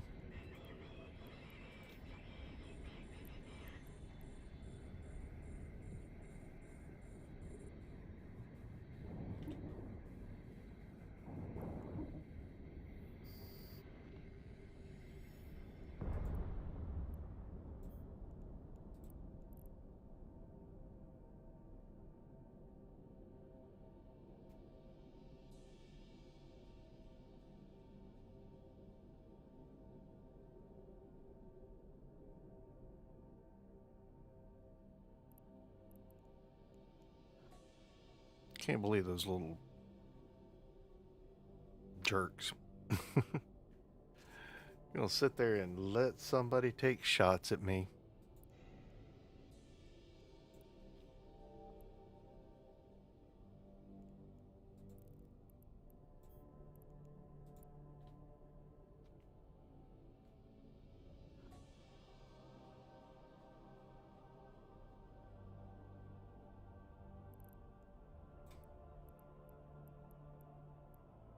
Let's see, that thing is 29.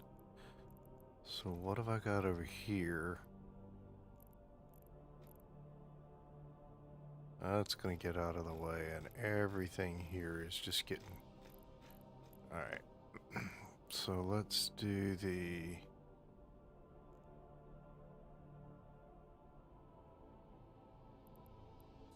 Massive Scordite.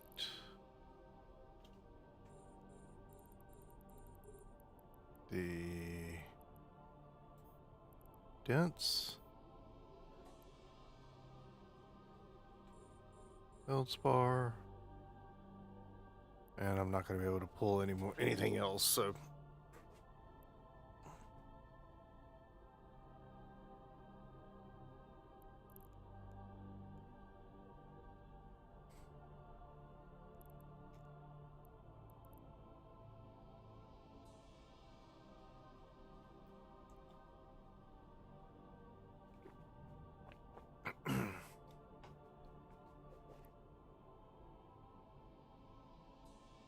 I need to remember to let all these guys come in a little closer in the future, so I'm not dealing with having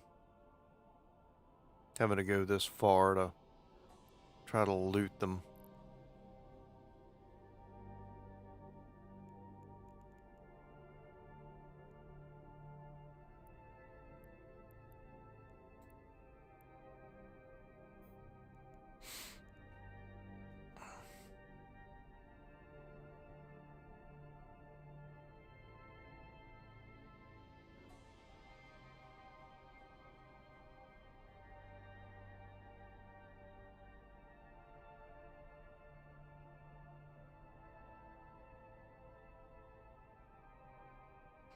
Yeah, with less and more tears than when you arrived.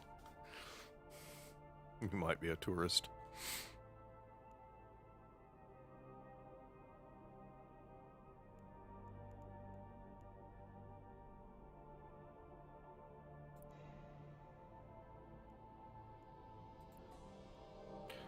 Alright.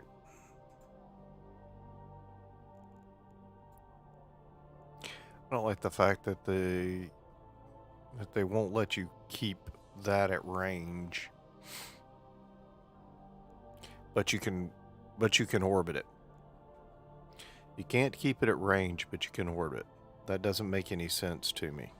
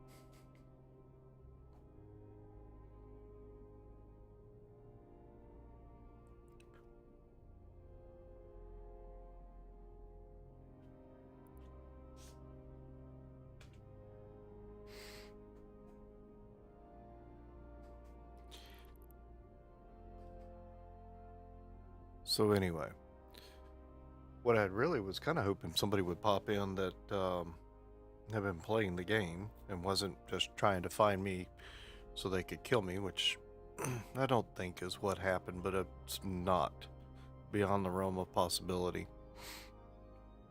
I think that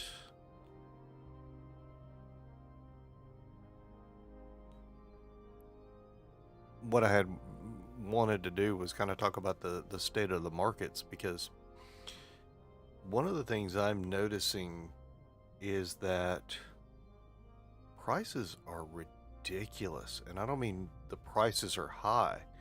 What I mean is the market return is low. So there have been items that I have looked at and the material cost is more than what you're selling the item for. And that's ridiculous.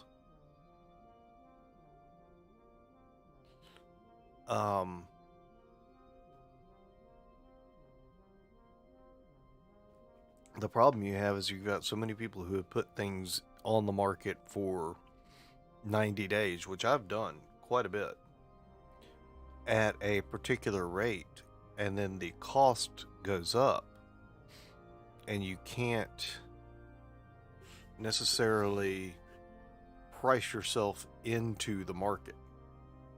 No way, because you lose money. The only way you can do it is if you can go out and get your own materials, and the pirates are making that next to impossible. So the stuff that's costing the most is stuff you can't get yourself, and the prices basically make industry not really worth it. I mean, if I was sitting on a couple of billion ISK where I could spend, 100 million to get materials, that's one thing. But when I spend 10% of what I've got just to get enough of one item and have just enough to make one item with it, and the return is not what I spent on that material, on that one material, it's not worth it. And yet, that's just kind of one of the things that drew me to this game, was the ability to do stuff like this.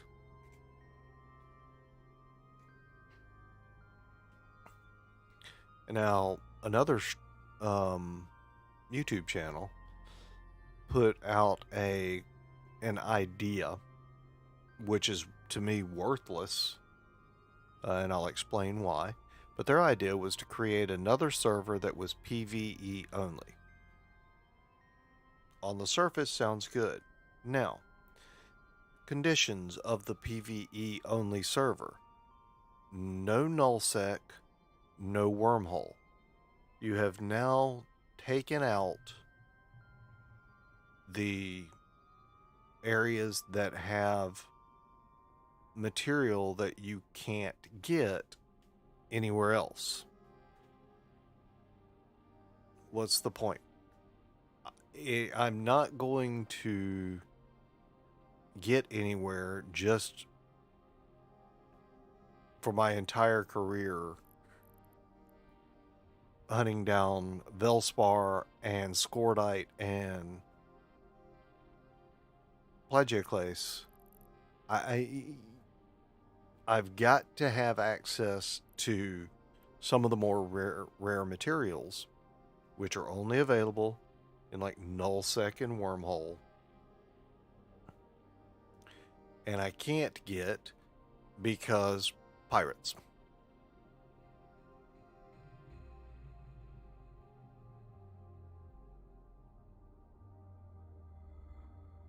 So I don't follow the logic that he had on that. it would be a dead server within a month, if that.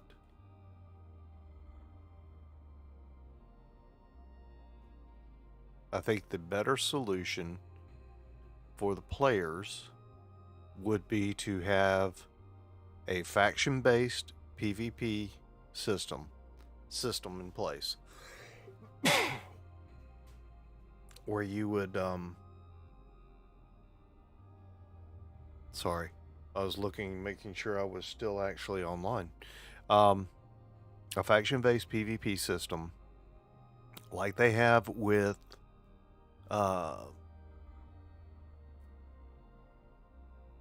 New World. Now, you could make it corporate based, but I believe that your faction standings should be affected if, for example, you as a pirate who happens to be a member of, say, Caldari,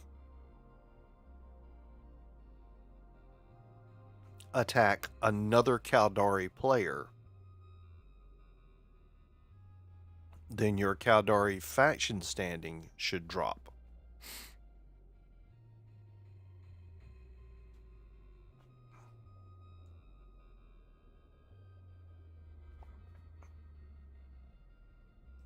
And I don't believe that it should be particularly easy for people who pirate for a living in the game. It shouldn't be easy for them to offload their ill-gotten gains. And as far as the game having a police force, the police force is pretty much worthless. I think it would be more beneficial for the for the game if certain things were certain real world things were brought in. Now let's get away from pirates for a second. We'll talk insurance. Now, we had a big question earlier about insurance, and they're like, well, the insurance is based on the material value. 5 years ago, I had a Procure ganked. I got paid back slightly over 21 million in ISK based on the platinum level insurance, which that's the only insurance I ever buy is platinum level insurance. At the time, the market value on the Procure was about 29 million, 25 to 29 million. Now the market value on the Procure, according to them, is 39 million, but I've never seen it less than 48 in the region. And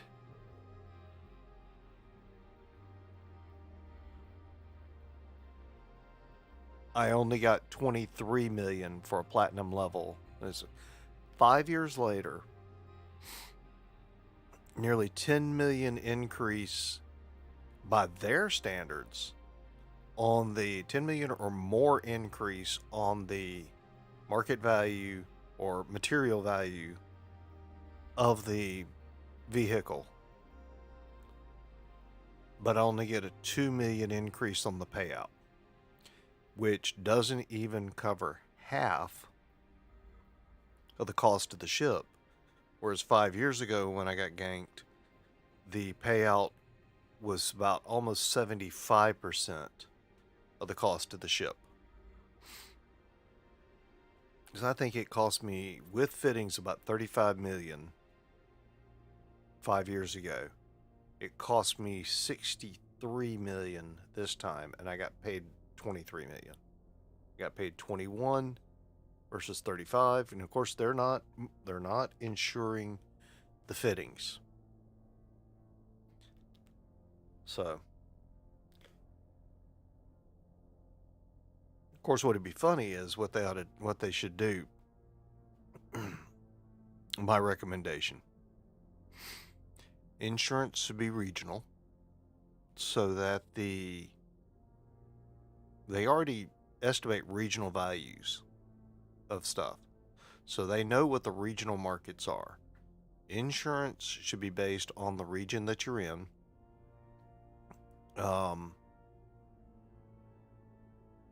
Does offer itself the possibility, okay, well, I get ganked in Dodixie and I fly to Jita to get a replacement vehicle for 10 million less. You make a little bit more. You might, you can make some money, but that's kind of a dumb way to try to make money. Because once you throw the fittings and stuff, it really isn't that big of a profit margin. Plus, you have the potential to lose more if you've thrown augmentations on. Because people just have this wonderful habit of full ganking, full killing for no reason whatsoever.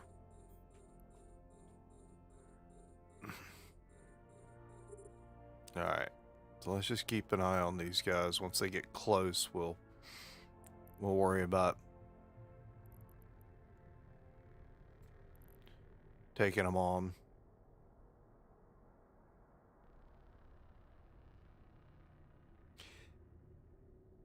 So anyway, as I was saying, insurance should be based regionally, because, for example, in the United States, your insurance is not based on a national average.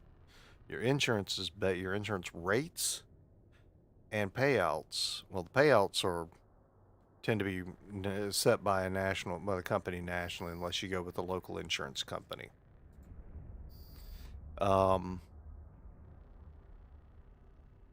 Anyway, but the rates are based on the region. So if you're in an area where there's a lot of activity and people get, shall we say, ganked all the time, then it costs you more for insurance than if you're in an area where it tends to be safer. The other thing I would do is where they take all the money on the insurance up front, I would do the insurance as a policy on the ship. So, for example, if I've got do a graded payout. So, for example, I couldn't go in and get $1 billion ship, get an insurance policy on it, take it out, and get it destroyed so that I can get, X amount back. So that's, again, kind of a stupid thing to do. But people would be people do stupid things. I believe that you could take the insurance money, put it in a monthly payout. Whereas right now, let's say I pay for an insurance policy, it's in place for X number of days. Well, if I just have an account, and this would be kind of a sneaky thing to do, but you could do it where they'd have the option to auto pay for a discount or pay out monthly for a slightly higher amount. They could pay for a certain amount at a time. So the policy amounts, I could pay 1 month, I could pay monthly, I could pay 6 month quarterly, half I could pay monthly, 3 month, 6 month, or a year for the insurance policy. Get a discount based on the length of time that I'm paying the amount, and also whether I auto draft. So what happens is, and this would have killed me, somebody gets out of the game and they've set up auto draft for their insurance. They come back 5 years later and they're flat broken busted. They got nothing. So then they got to turn around and basically start back over to get money.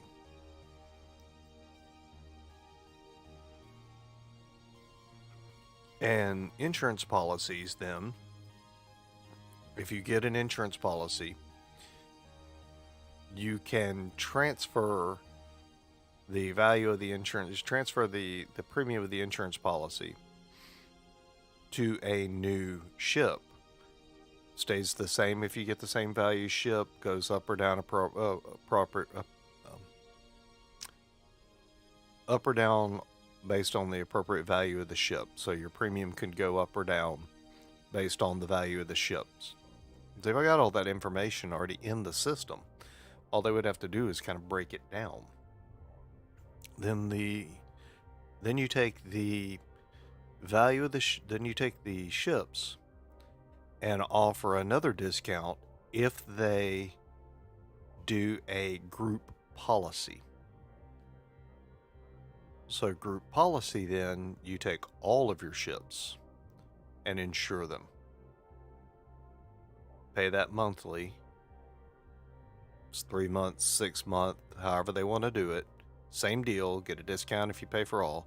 But the value of the policy is still broken down based on the ship. So if I have 10 ships ranging in value, and you would have to do either a group of at least 3 or more ships. You could do all your ships or 3 or more, or however, but it would need to be at least, I would say, 3 or more ships. And then insure those ships with the option to auto draft the premiums. And a lot of people are going to say, well, my ships aren't going to last that long. Okay, they don't last that long. But you're getting your money back. You're paying out your premiums. You click a box when you get the new, do you want to add this ship to your policy? They get a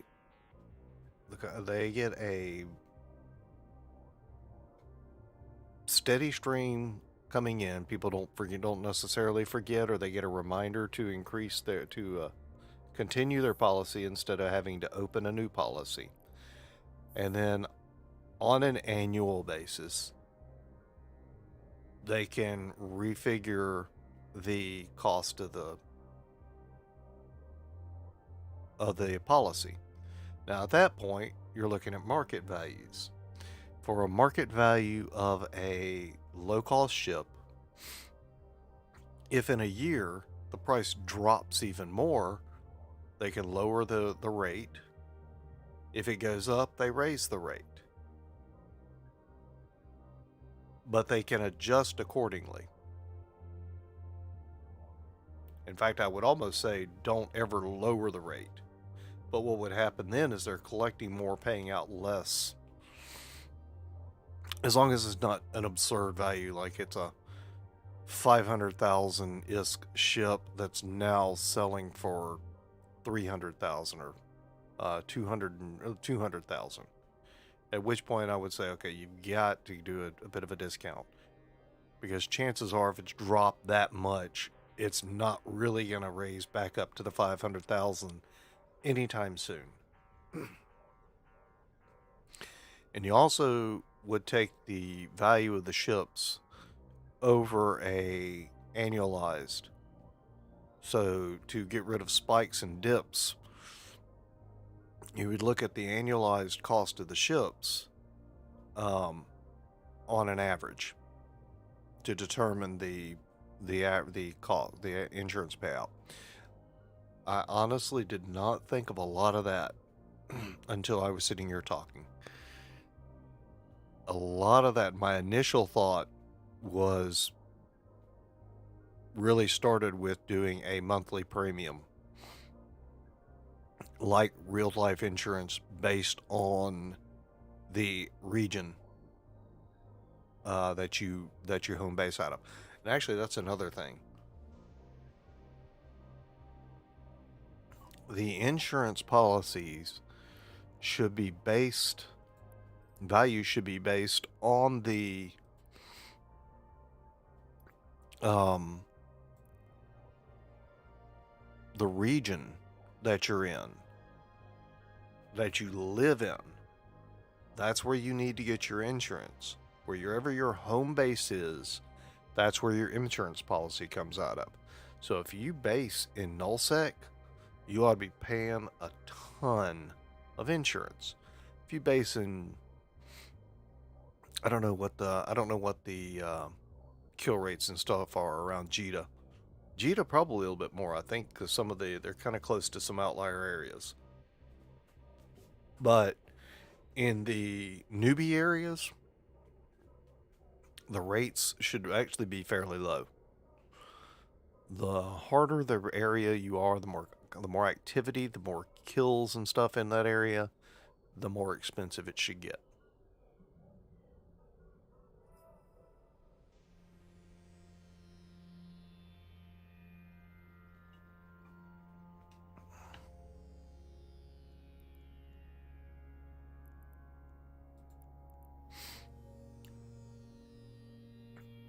Okay. I may have to go back and read all of this. Light combat drone crate.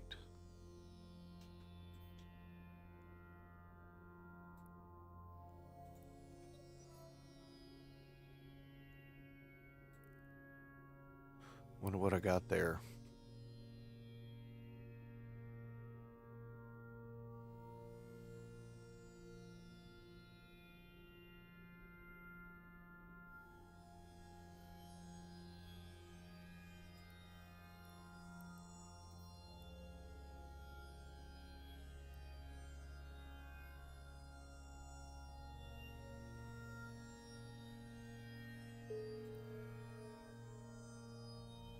Nope, they don't like me again.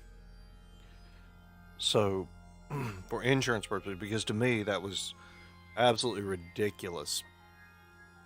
That I got paid so little for the ship, even though the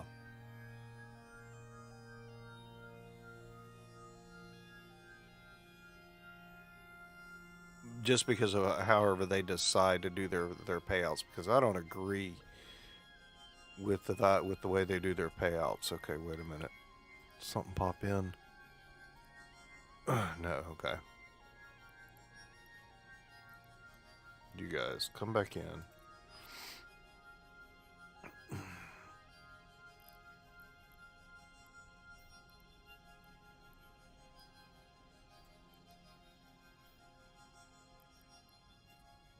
Warp drive active.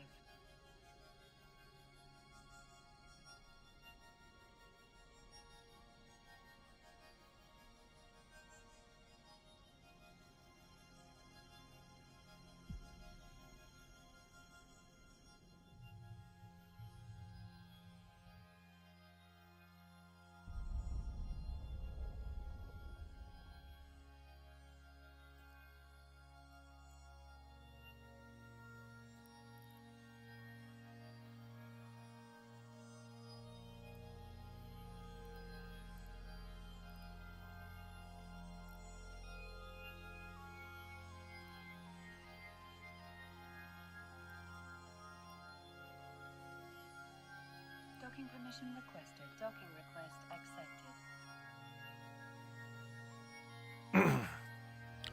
It didn't really answer my question. All right. So let's see. We take.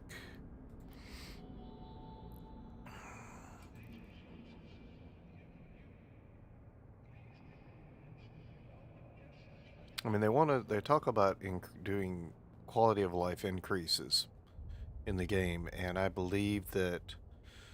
Uh, let's turn this thing off.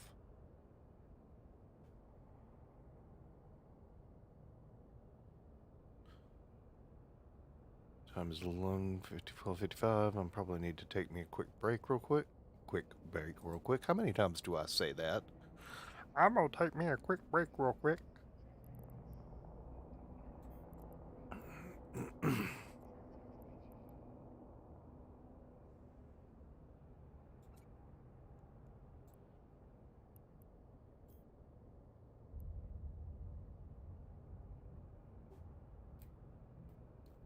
125,000. 160,000.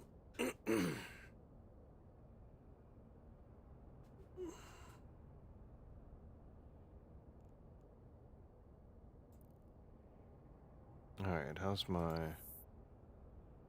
standings decreased again? Need to check my reproc. Resource processing.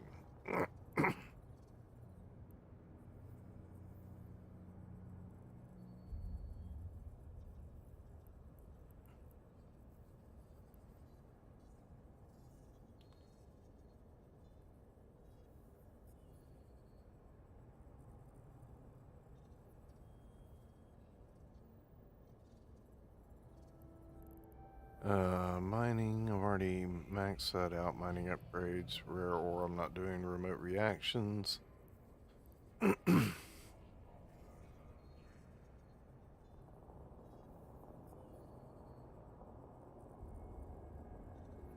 What did you clip? Did you just clip that nice long diatribe I just went into?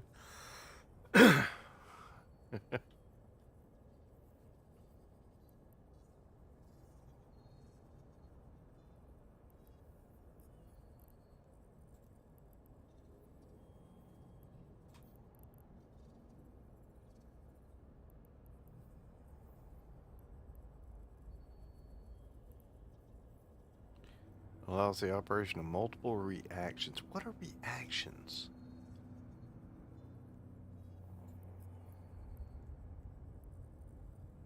Multiple reactions and the ability to run. I don't know what reactions are. See, this is a thing I wish they would explain sometimes. They have these. All too often you run into. Oh. Well, you know, the way the clipping works and stuff, they've got a really cool system where you can go back and clip, and then of course somebody can come in and pick up where you left off. Jasper, Kernite, Bird. Where is the...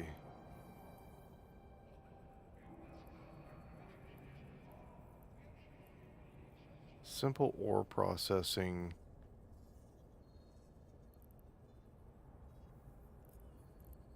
How far down did I put simple ore processing?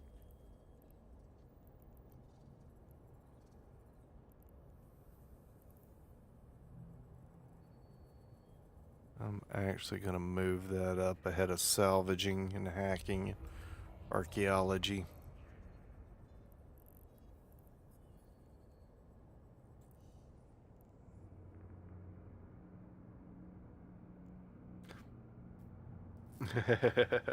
I'd say that, you know, I say that all the time. I'm gonna take me a quick break real quick. Duh. I'm gonna take me a quick break for a long time. All right. I'll be back in a few, and we'll pick back up. I need to go get one more batch. We'll figure out what we're going to talk about next time, because I spent a long time talking about insurance this time. And I think that's going to become an Eve video, just talking about insurance. Because that really did irritate me, the payout. As you would I need to go back and take a look and see if I can find out how much I paid each time versus the payout. And see if it is, I mean, if I didn't pay much more, if any more, that's one thing. But if I paid a lot more and didn't get a 10%, and only got maybe a 10% increase over after 5 years, then we got a problem. Anyway, I'll see you on the other side of the break.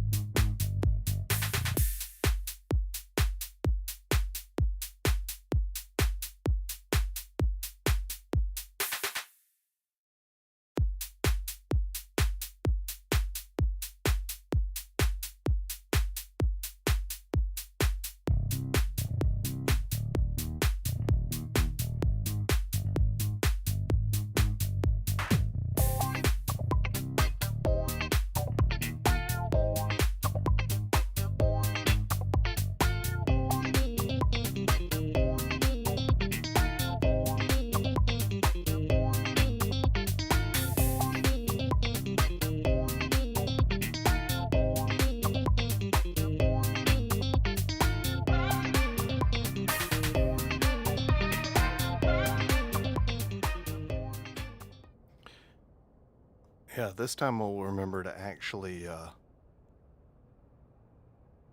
bring my stuff out. I mean, change the video over before I bring stuff out.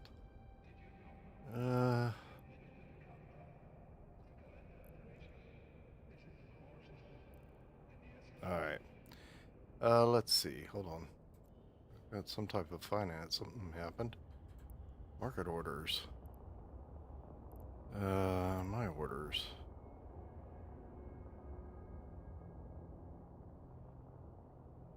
Thank you, thank you.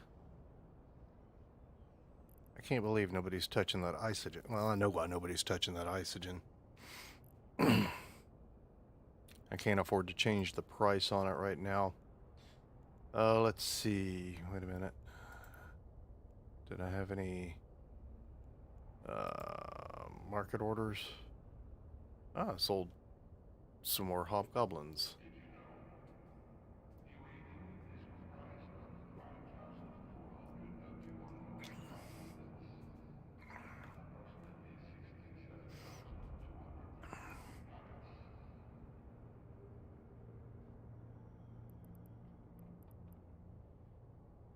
Beautiful. One thing I gotta remember is if I need to buy hobgoblins is to go buy them from myself. That way basically I get my money back. Let's see. Okay.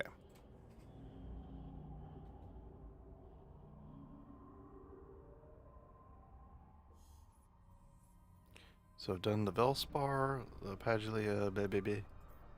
Warp to within 0. Warp drive active. Turn on my shield shield hardener.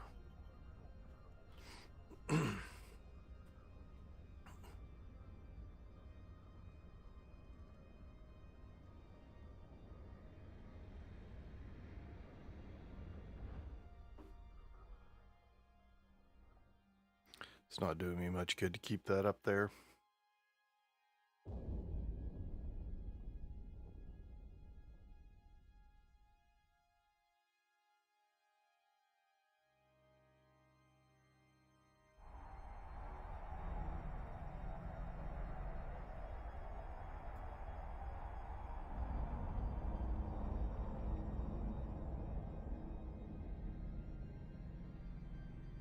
Alright. Let's let you guys out. We'll go ahead and target this guy.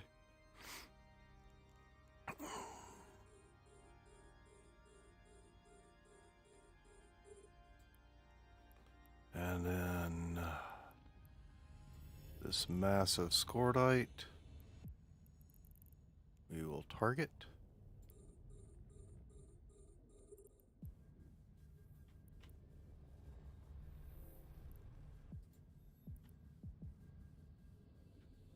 And the guy's taking shots at me. Alright, guys. You're gonna let him...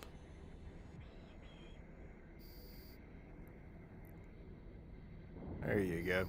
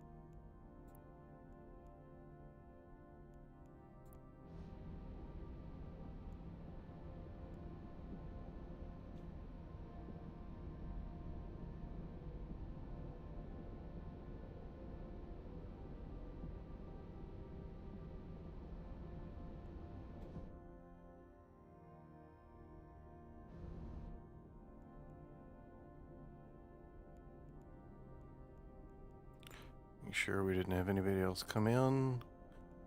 Nobody else has come in.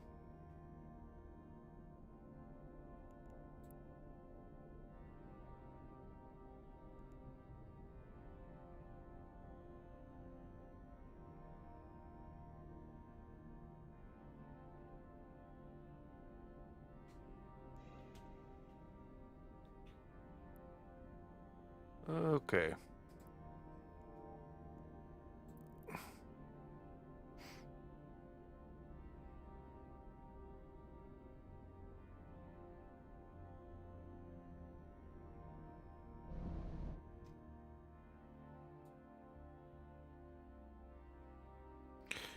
Okay. So we spent a lot of the time last time talking about insurance.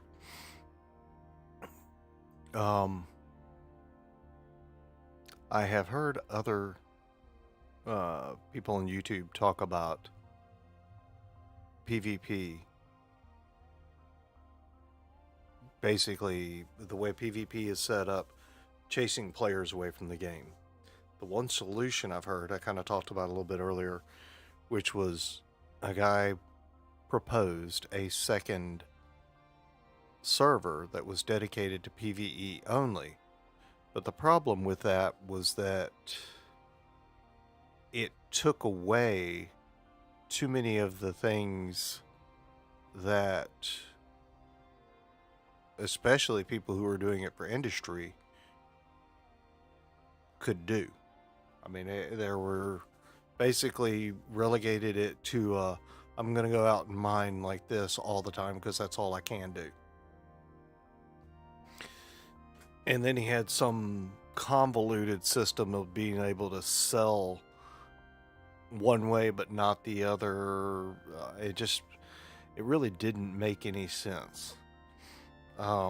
Because his solution was to try to have it so that people who were playing PvP could have their alt accounts playing the PvE, and to keep them from sending resources back to the other account. Basically the market was one way only from PvP to PvE. And again, I'm like, what's the point? It's not a good solution as I understood it. Now, when I was doing something else when I was listening to this, I believe that, and I've said it before, New World, the game, got PvP right. I believe that PvP should be faction, or in this game, corporate based, so that you either did PvP as a corporate member or you did PvP as a faction member. Now, you do PvP as a faction member, you should not be allowed to attack other people in your own faction. So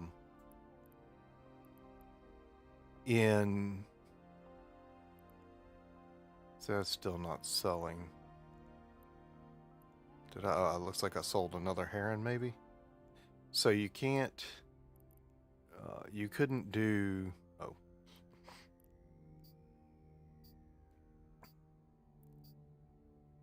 you couldn't be, for example, a Galente pirate solo, not part of a corporate, not part of a pirate corporation, but just a solo pirate, and attack other Galente. You would be relegated to attacking the other factions. Minotaur, Amar, Kaldari, those would be your targets. Now, if you were part of a corporation, then you would be a pirate corporation, and they would have to really designate themselves as pirates, which they usually do anyway in their description. Then you would be able to attack anybody.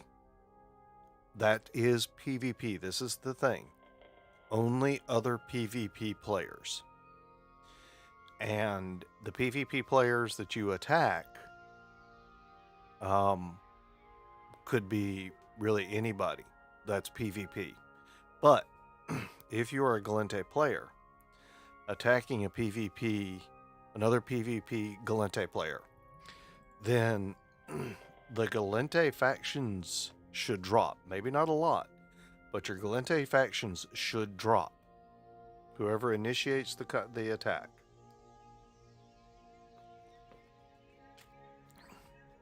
I don't think they track who initiates, so whoever ends the attack, if they can't track who started it.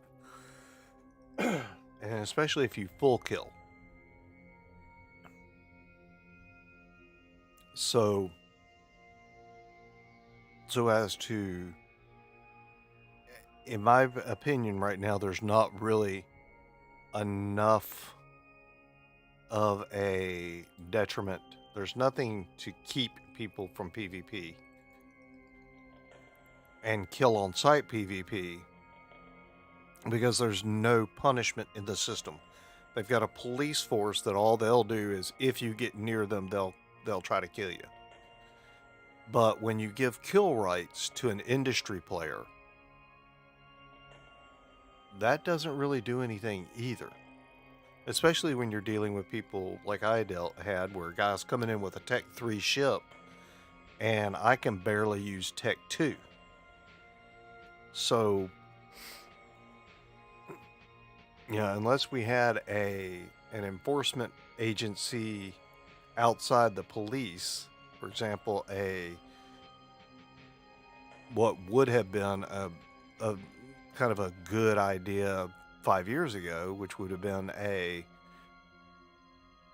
bounty hunting corporation who could take up bounties and hunt down. There's no detriment, there's no deterrence from people doing KOS PvP. And to me, in a lot of cases, it's just stupid what they're doing. They're not, for example, waiting on you to fill up with an ore and destroying you and coming back and getting what they can out of the, loot your ore. They're just simply, we see somebody, we kill them. And I've seen another streamer talk about doing it, and he was absolutely unapologetic about, when I go out PvP, I'll kill anybody for no reason whatsoever. And to me, I'm sorry, but that's a little bit on the line of a sociopath. I realize it's a game, but it is a game that is built around people playing the game. And when you are actively engaging in preventing other people from enjoying the game with no repercussion, then you're chasing people away from the game. There is no reason why a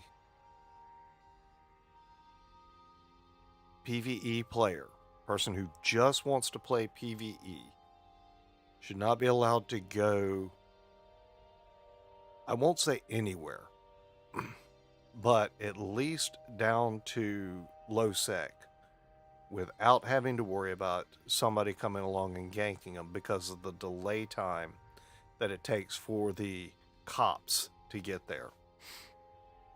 And again, if the cops don't get there, then your only hope is for them to try to get out of that area before, just wait.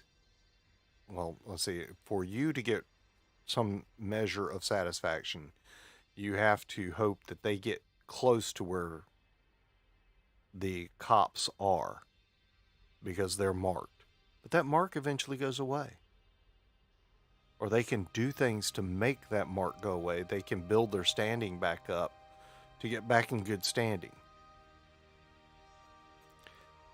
And, that's really not the way things work.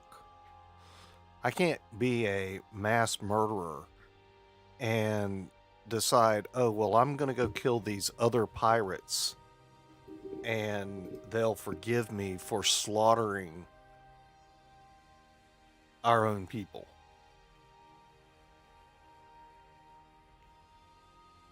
Now, having said that, of course, you run into legal systems where they may pardon you for certain actions, but it's not a situation where I could go in and sit here and just wait and just rat Serpentis until I get my standings up. I have to actively engage in a bigger kill.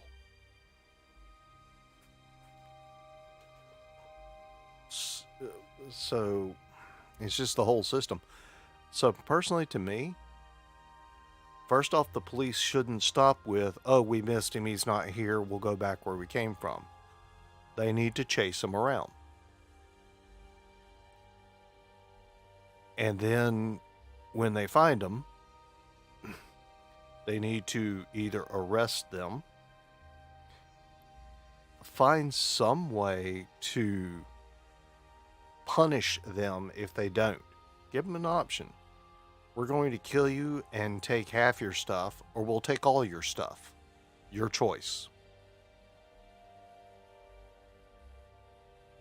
Because we've gotten to the point where some of these guys can actually kill the cops.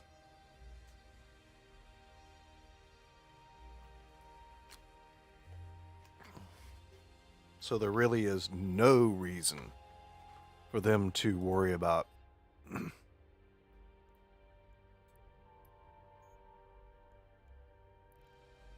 what they're doing. And for a company, I would look at it this way. If a company wants to make money, they want as many players as possible. And if the player base is not growing, not the number of accounts, but the actual player base is not growing, the game will die. Because eventually all you're going to have are the pirates.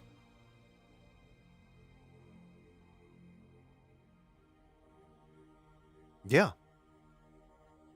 You can go to the kill boards and you can see where people have taken out the cops. It's hard, and you're not going to do it alone.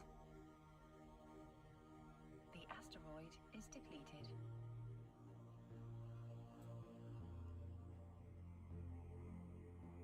Alright, hold on. That was a massive Scordite. Where's the next massive?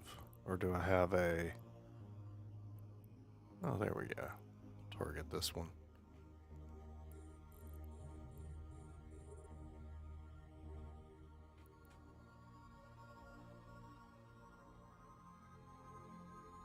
Yeah, you can look at the kill boards, and I've seen instances where the people have actually, let's see.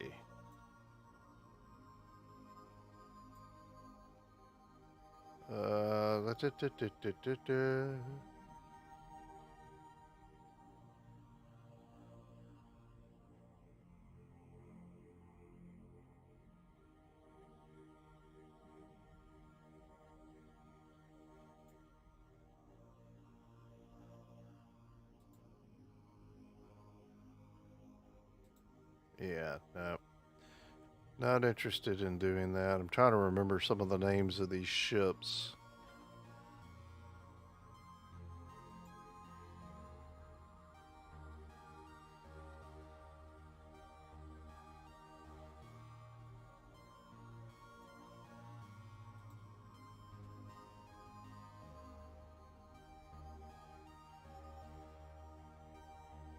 Yeah, let's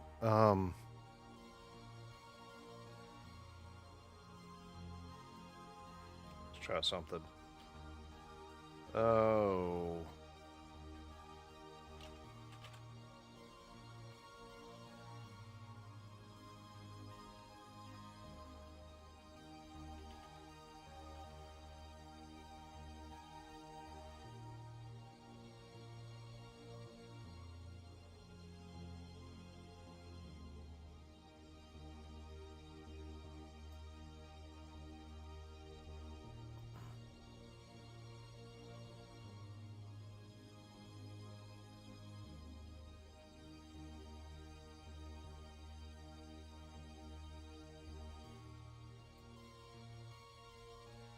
Well, according to this,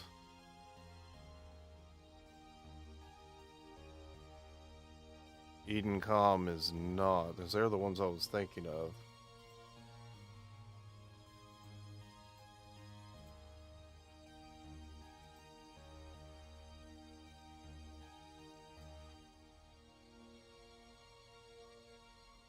Yeah, I was wrong. So I had heard about people actually killing the cops, but I'm not seeing it on the kill board, so maybe somebody was exaggerating. But the simple fact is, again, the cops don't chase you down. All they do is come to where the fight was, and then they go back. So if you're not there, and then eventually the timer goes down, and you go from being wanted to being suspect. And when you're suspect, I have watched where an announcement was made outside of an area that somebody was given a X amount of time to get out of the area.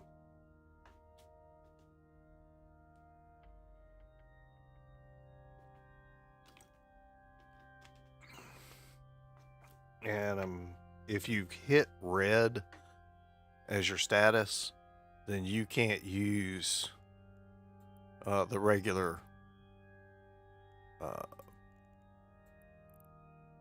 regular zones and stuff. You just can't do it.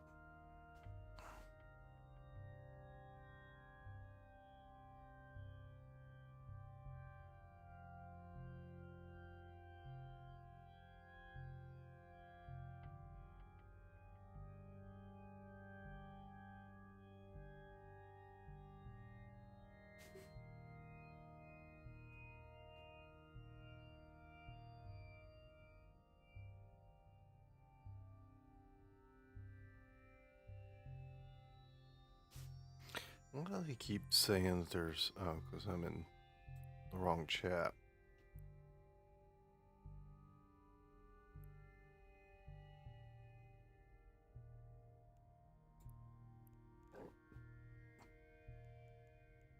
Yeah, the mining chat has degraded down to just drivel.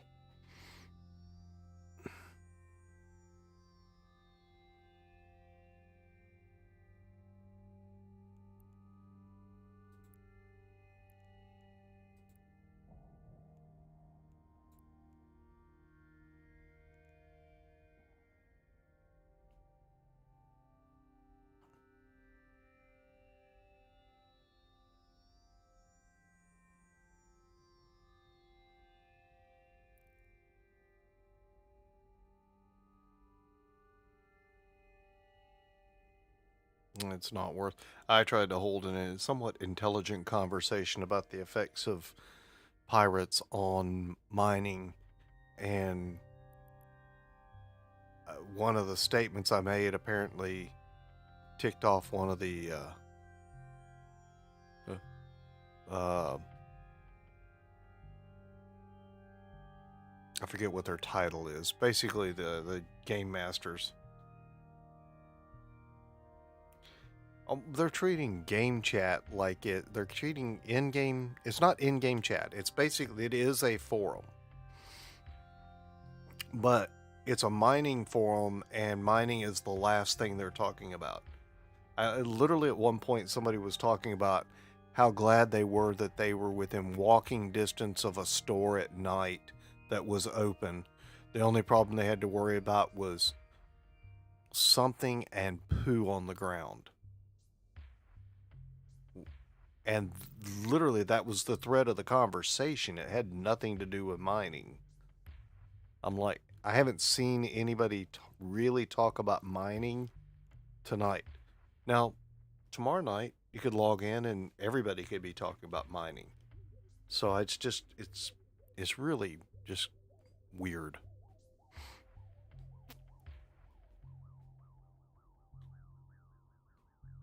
I think the first time I got into the chat, it was just, I mean, I thought I was watching a chat with a bunch of 10-year-olds. The second time I got into chat, it was somewhat intelligent. But we're back to being, the 10-year-olds chatting again.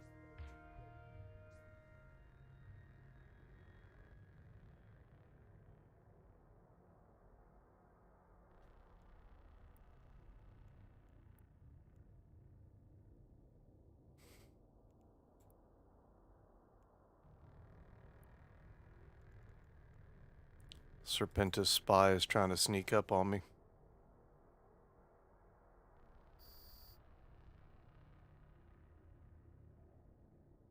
I want to get him within a certain range.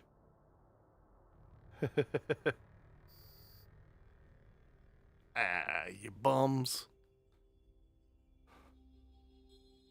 Now watch him have actually had loot. And he did. Dadgummit. How we doing down here? 87%.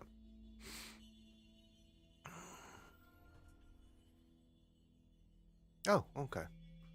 Good.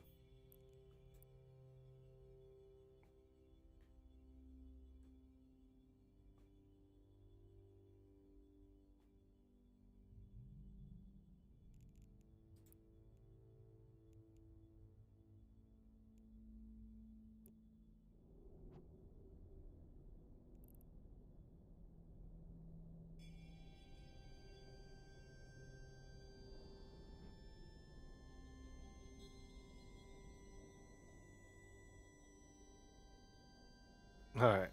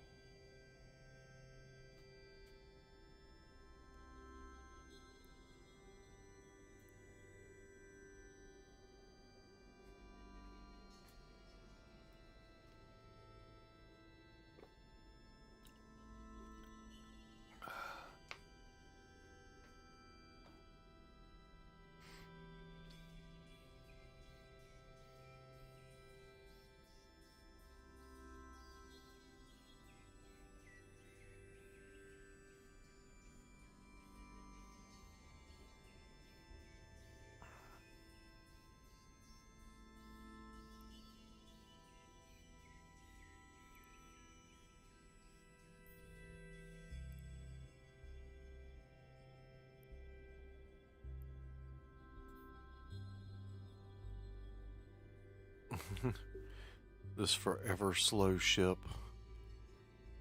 But you just gotta hope that you run across that, that one little loot that makes the whole thing worthwhile.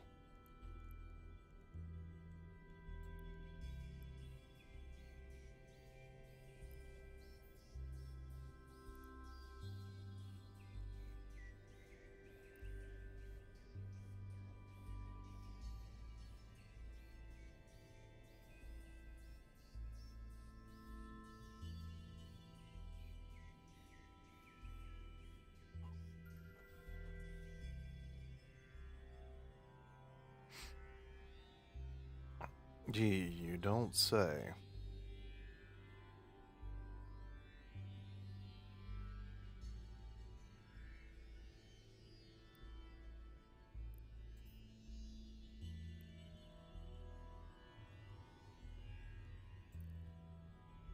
$15,998.9.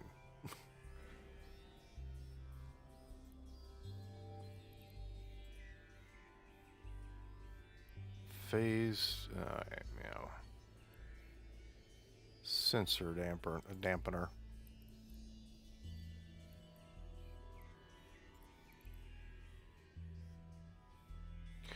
All right, let's go back home.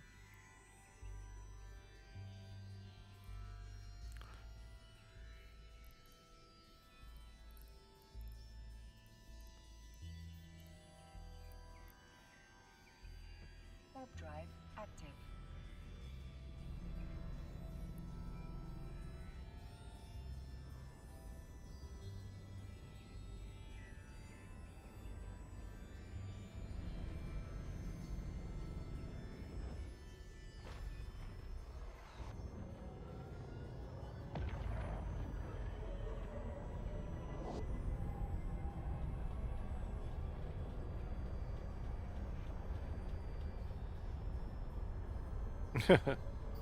Making billions mining ore? Yeah, right.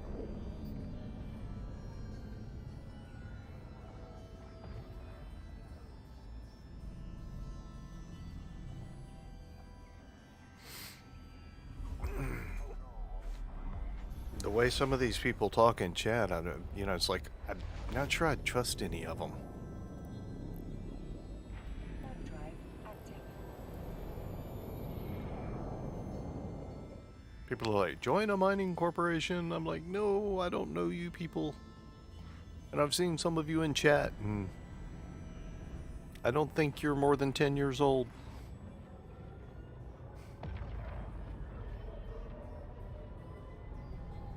So anyway, what I had been talking about on PvP is having PvP like New World where you're with limitations. Nullsec is a free-for-all. There's no cops there. There should be no reason for you to expect protection in Nullsec. Any other area, low-sec or higher, there should be, the cops. And the cops are there to enforce peace. So even though you can have PvP in low-sec, not null-sec, in low-sec, the cops still take a while to get there, so you could still have fighting going on. And you would still have people who would be trying to fight in high-sec, especially somebody, given the situation that I'm saying, messes up. Because you would have to opt in for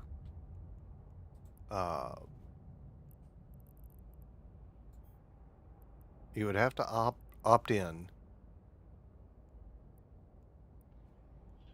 for, sorry, I'm trying to get this thing right, for PvP. But to keep people from attempting to kind of get around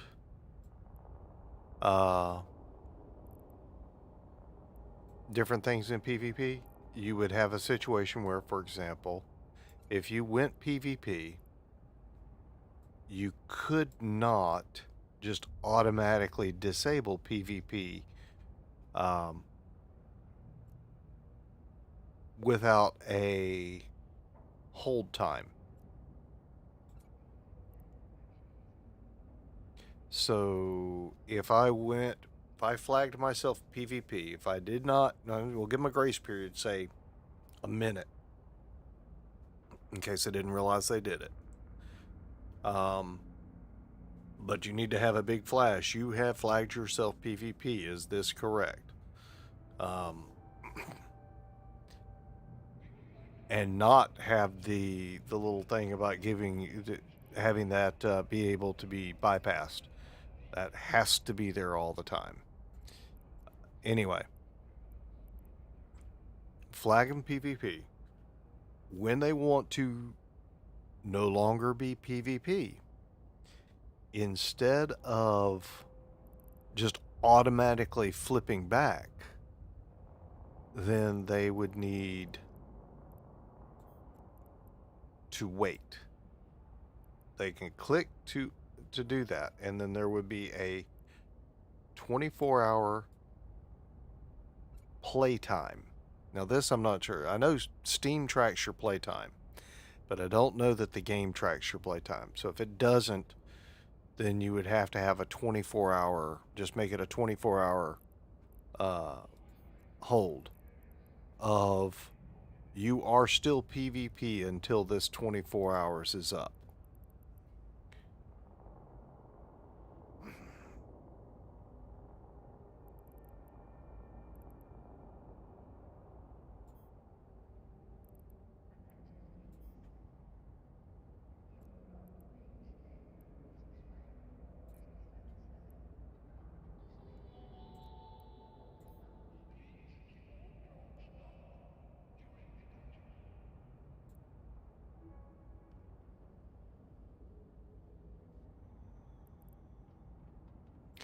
And then, you would be back to PvE.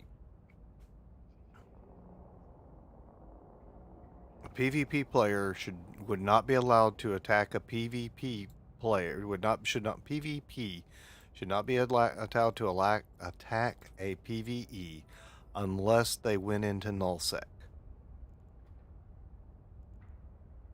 And that unfortunately would include wormholes.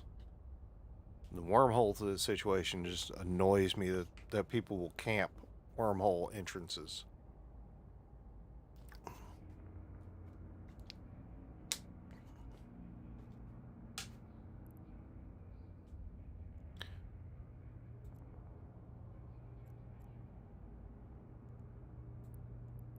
What happened here? Did I sell some more? Yeah, it looks like I sold some more.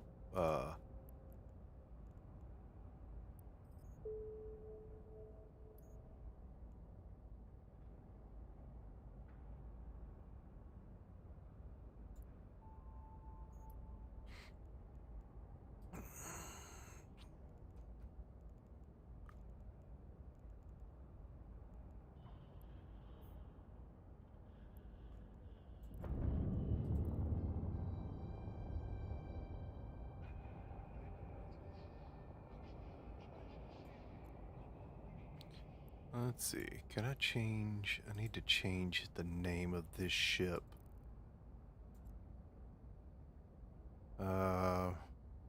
Change name.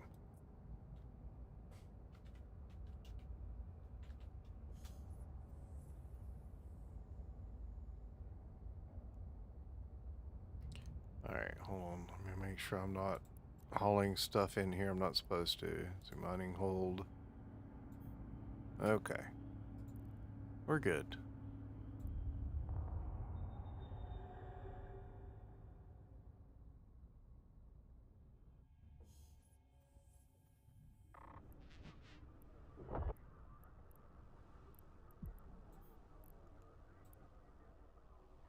Warp drive active.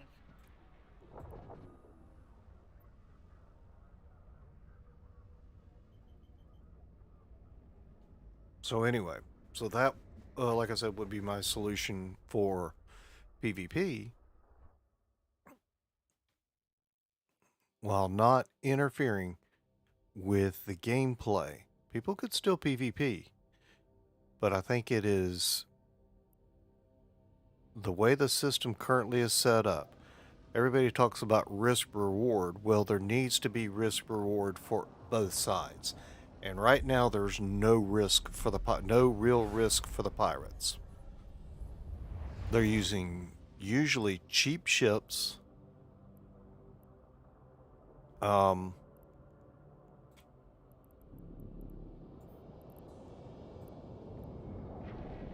usually using cheap ships, and they're not having to worry about. They're really not having to worry about much. Okay, I lose my ship. Great. I'll go get another cheap ship. They're not like attacking with ships that cost 40 to 50 million just for the ships.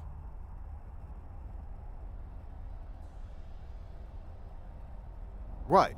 Well, that's the way it would be. In general, as long as you were in low to high sec, a PvP player would not be able to damage a PvE player.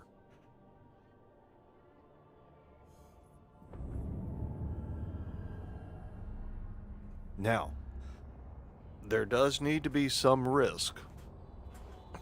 And this is where, you know, some people might not entirely agree with me. Well, actually, you know, for the most part, nobody's going to agree really with my idea in general. But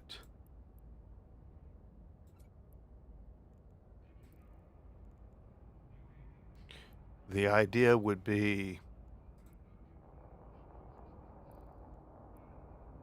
hold on.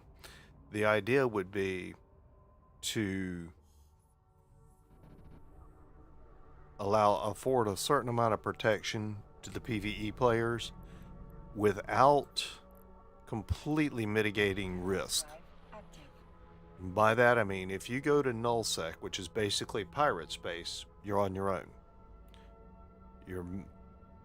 You're not necessarily flagged PvP, which would require you to take the 24-hour wait period to go back to PvE.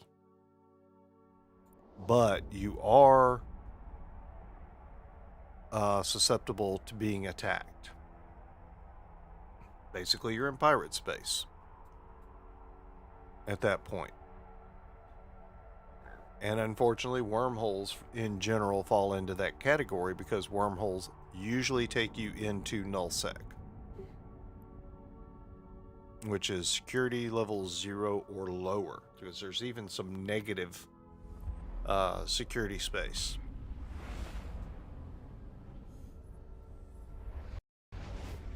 So if I want to go mining in nullsec, that then would require me to be sure that I had protection when I went there, or went to a zone where I knew the pirates and could, you know, maybe paid their exorbitant protection fees. Because that was another thing. There was somebody who was like, "Oh, you know, you gotta pay X amount in order to mine in our area," and it wasn't low sec. It wasn't. It was a high sec area, and the amount that they wanted you to pay to be able to mine each month was more than I've ever made in my entire career.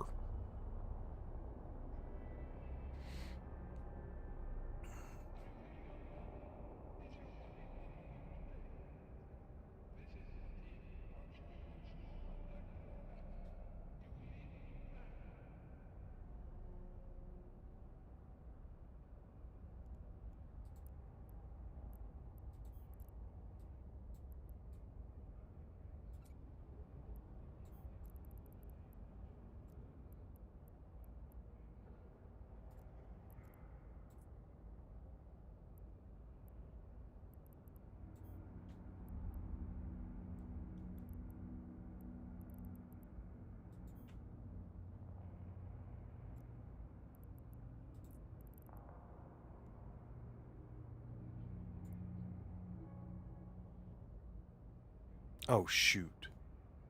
I forgot to change that.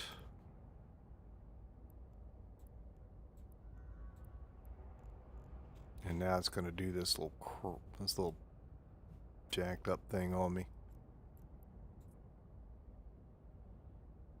Really is annoying when it does this.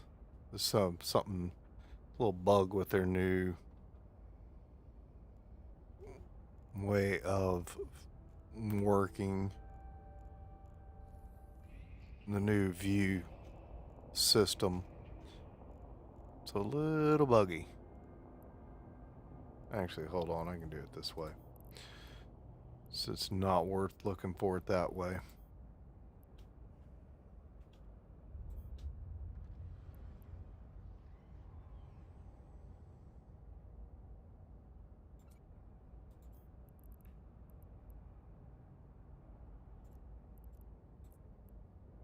Alright. So the problem is this right here. That's the one. That's one of the ones that I need a lot of, and I have to go to load a nullsec to get it. And yeah, I got ganked within a minute of showing up in a low sec area. Didn't even get to fire out. Didn't even get to get close to us. Anything to even try and mine anything. My thing about it is, and this isn't just with Eve, but it's with any game. If the only reason I can't play a game the way I want to play it, meaning it is well within the confines of the system, the rules of the system, and the programming of the system for me to be able to play the game the way I want to play it. If the only reason I can't is because of you, then something needs to change. I honestly don't know, they weren't camping, and this is what bothers me. They were either pinpoint scanning, which is possible, or it was somebody who was watching the stream. Because if they had been there when I launched in, I'd have turned around and left immediately. They came in after I had engaged the NPC. They warped in, and it wasn't a situation where they were sitting far enough out necessarily to see me go in and start the attack. They warped in after I engaged the NPC.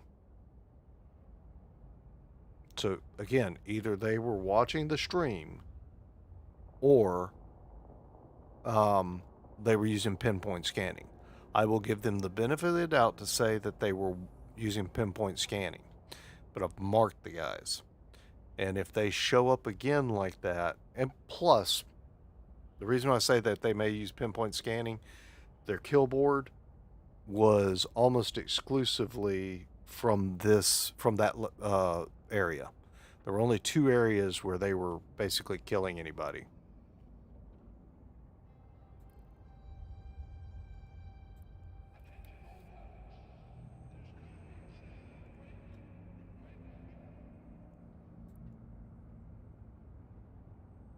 Okay, so still got 4 hours on the mobile depots and a day on the blueprint.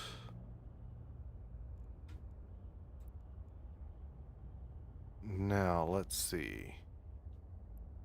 Have I got... What am I doing here? Research a blueprint. I'm copying a blueprint. Okay, I'm making a copy. Buy a blueprint. Go to activities. Career agents, salvage, resource harvesting. What's the resource harvesting? See, these 2 right here, I'm not going to be able to do.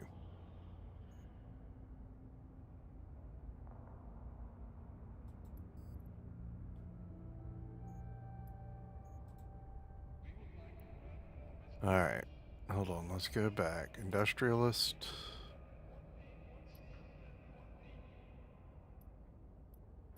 Distribution, manufacturing. Hold on, let's see what we got. Manufacture a shuttle, manufacture a destroyer, and manufacture a cruiser. Alright. Let's see. A cruiser.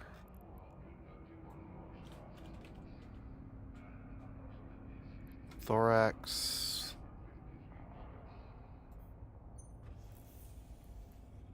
See, this is what I'm talking about. This particular, it would cost me 3.39 million just for this. Total cost of manufacturing one of these is 10.5.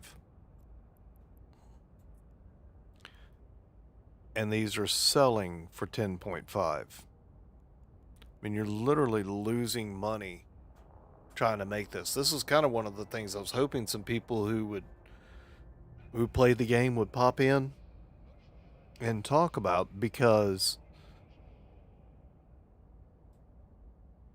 and I know that there's a lot of people who kind of scoff at industrialists, but without the industrialists, they don't have their ships to fly. You know, they don't get all these pretty stuff because the game doesn't make stuff. People have to make it. All right, I got to do something about this. Regional market. Hold on, no, that's not what I need to see. My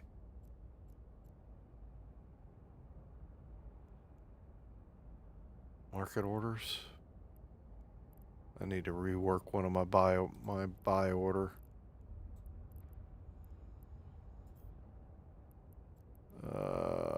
Compare, modify order. How much have I got tied up in this?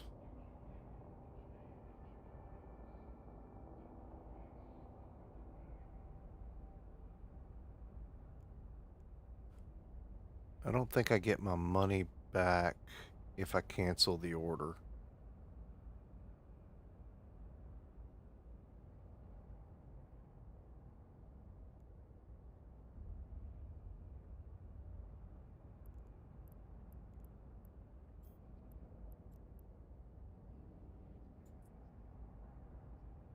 So currently, best price is 400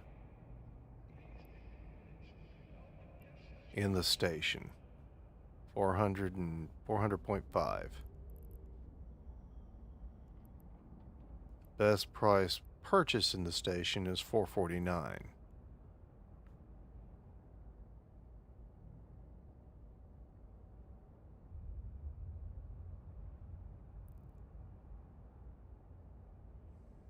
I don't know if I can afford to do this.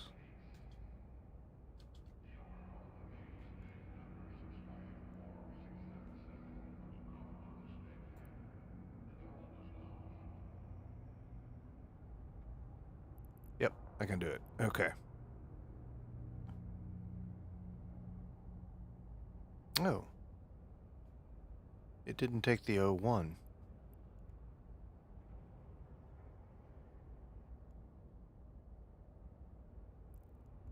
Alright, well, let's see. Let's see if that doesn't help a little bit. So I can't do the thorax anyway without buying more stuff. Hold on. Let's see. Now I've got a destroyer. Let's see. I gotta make a destroyer. Ship tree. Galente. Shuttle.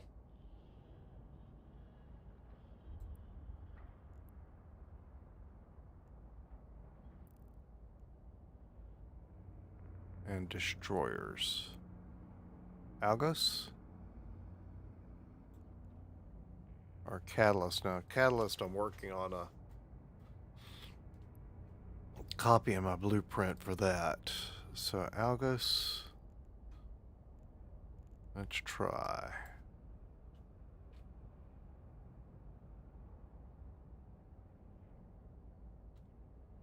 Nope.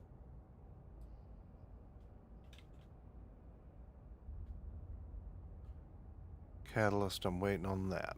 Okay.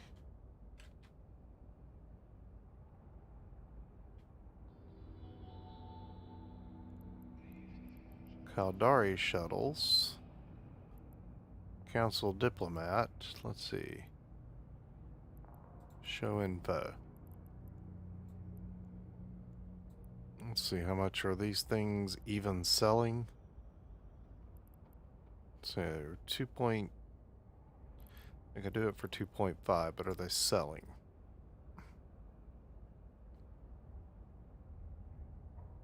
They're not doing too bad.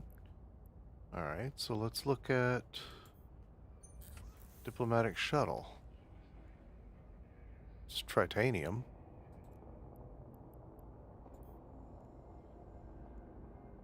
Alright, total cost on that is 10,000? Something's not right there.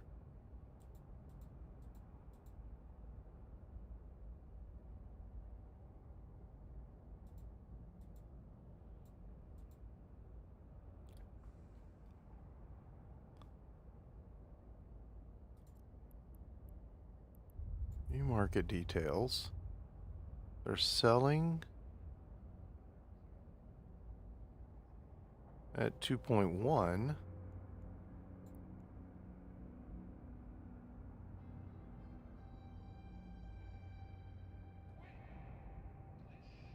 I mean, that's insane. Even if I just sold them outright.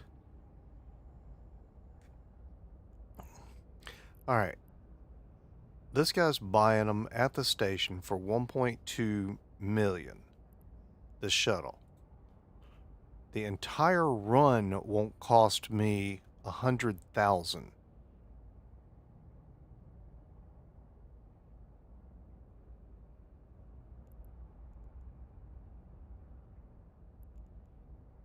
If I sold...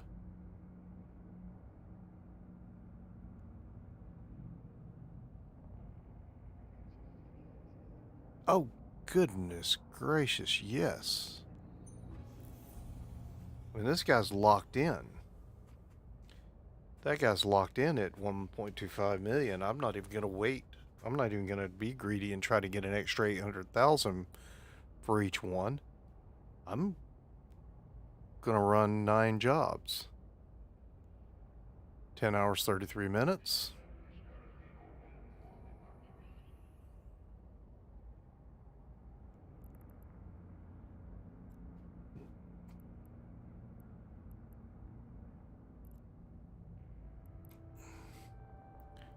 Let me see something.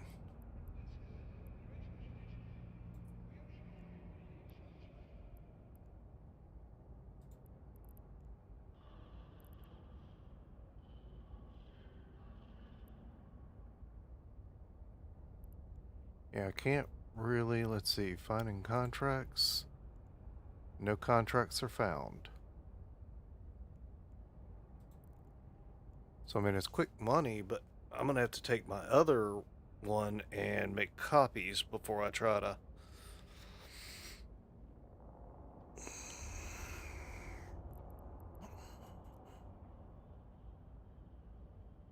Yeah, I'm going to have to go and try to make copies of this blueprint before...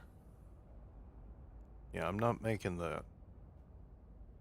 I'm going to go make copies of that. Problem is I can't set up to make any more copies for a day and something.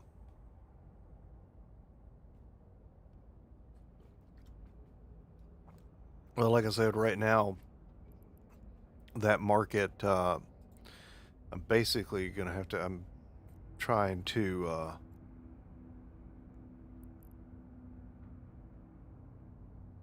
I really wanted that to be 402.01, but it didn't take the 1. So, we'll just have to see.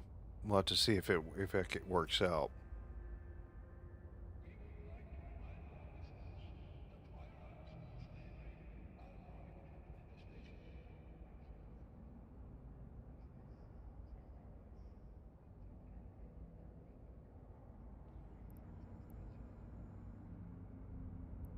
Alright, hold on. What's going on?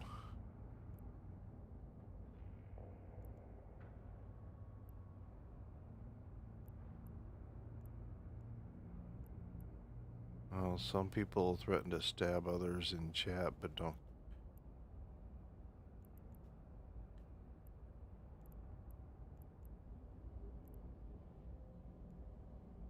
Yes.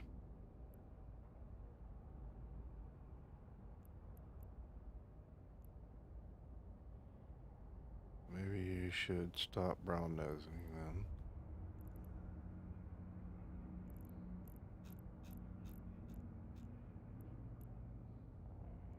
person claims to stream.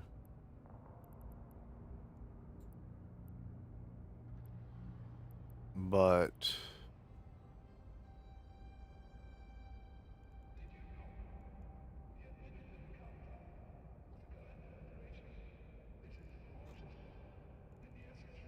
some of the stuff people put in their bios is just ridiculous.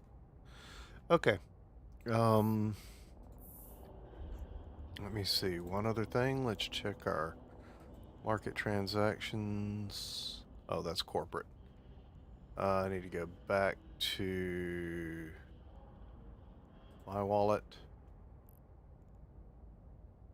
Still selling some hobgoblins. Sold 20 more. Like I said, I need to remember to before too long. Before too long, I need to buy some from myself. Actually, hold on. View market details.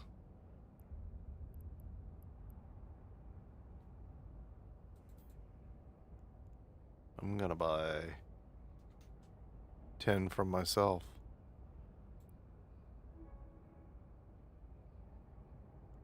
Debit 2390.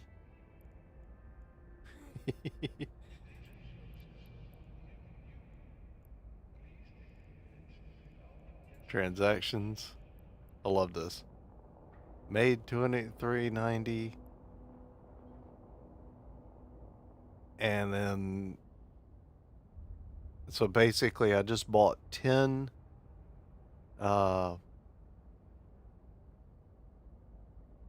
just bought 10 of my own hobgoblins for 1,491. So they cost me 14.91 a piece. No, 149.1. Sorry, math was hard.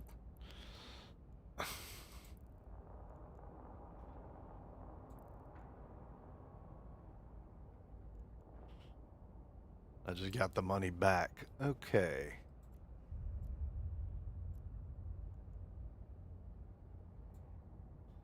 All right. So I think I've set up my markets stuff. I'll log in the afternoon tomorrow to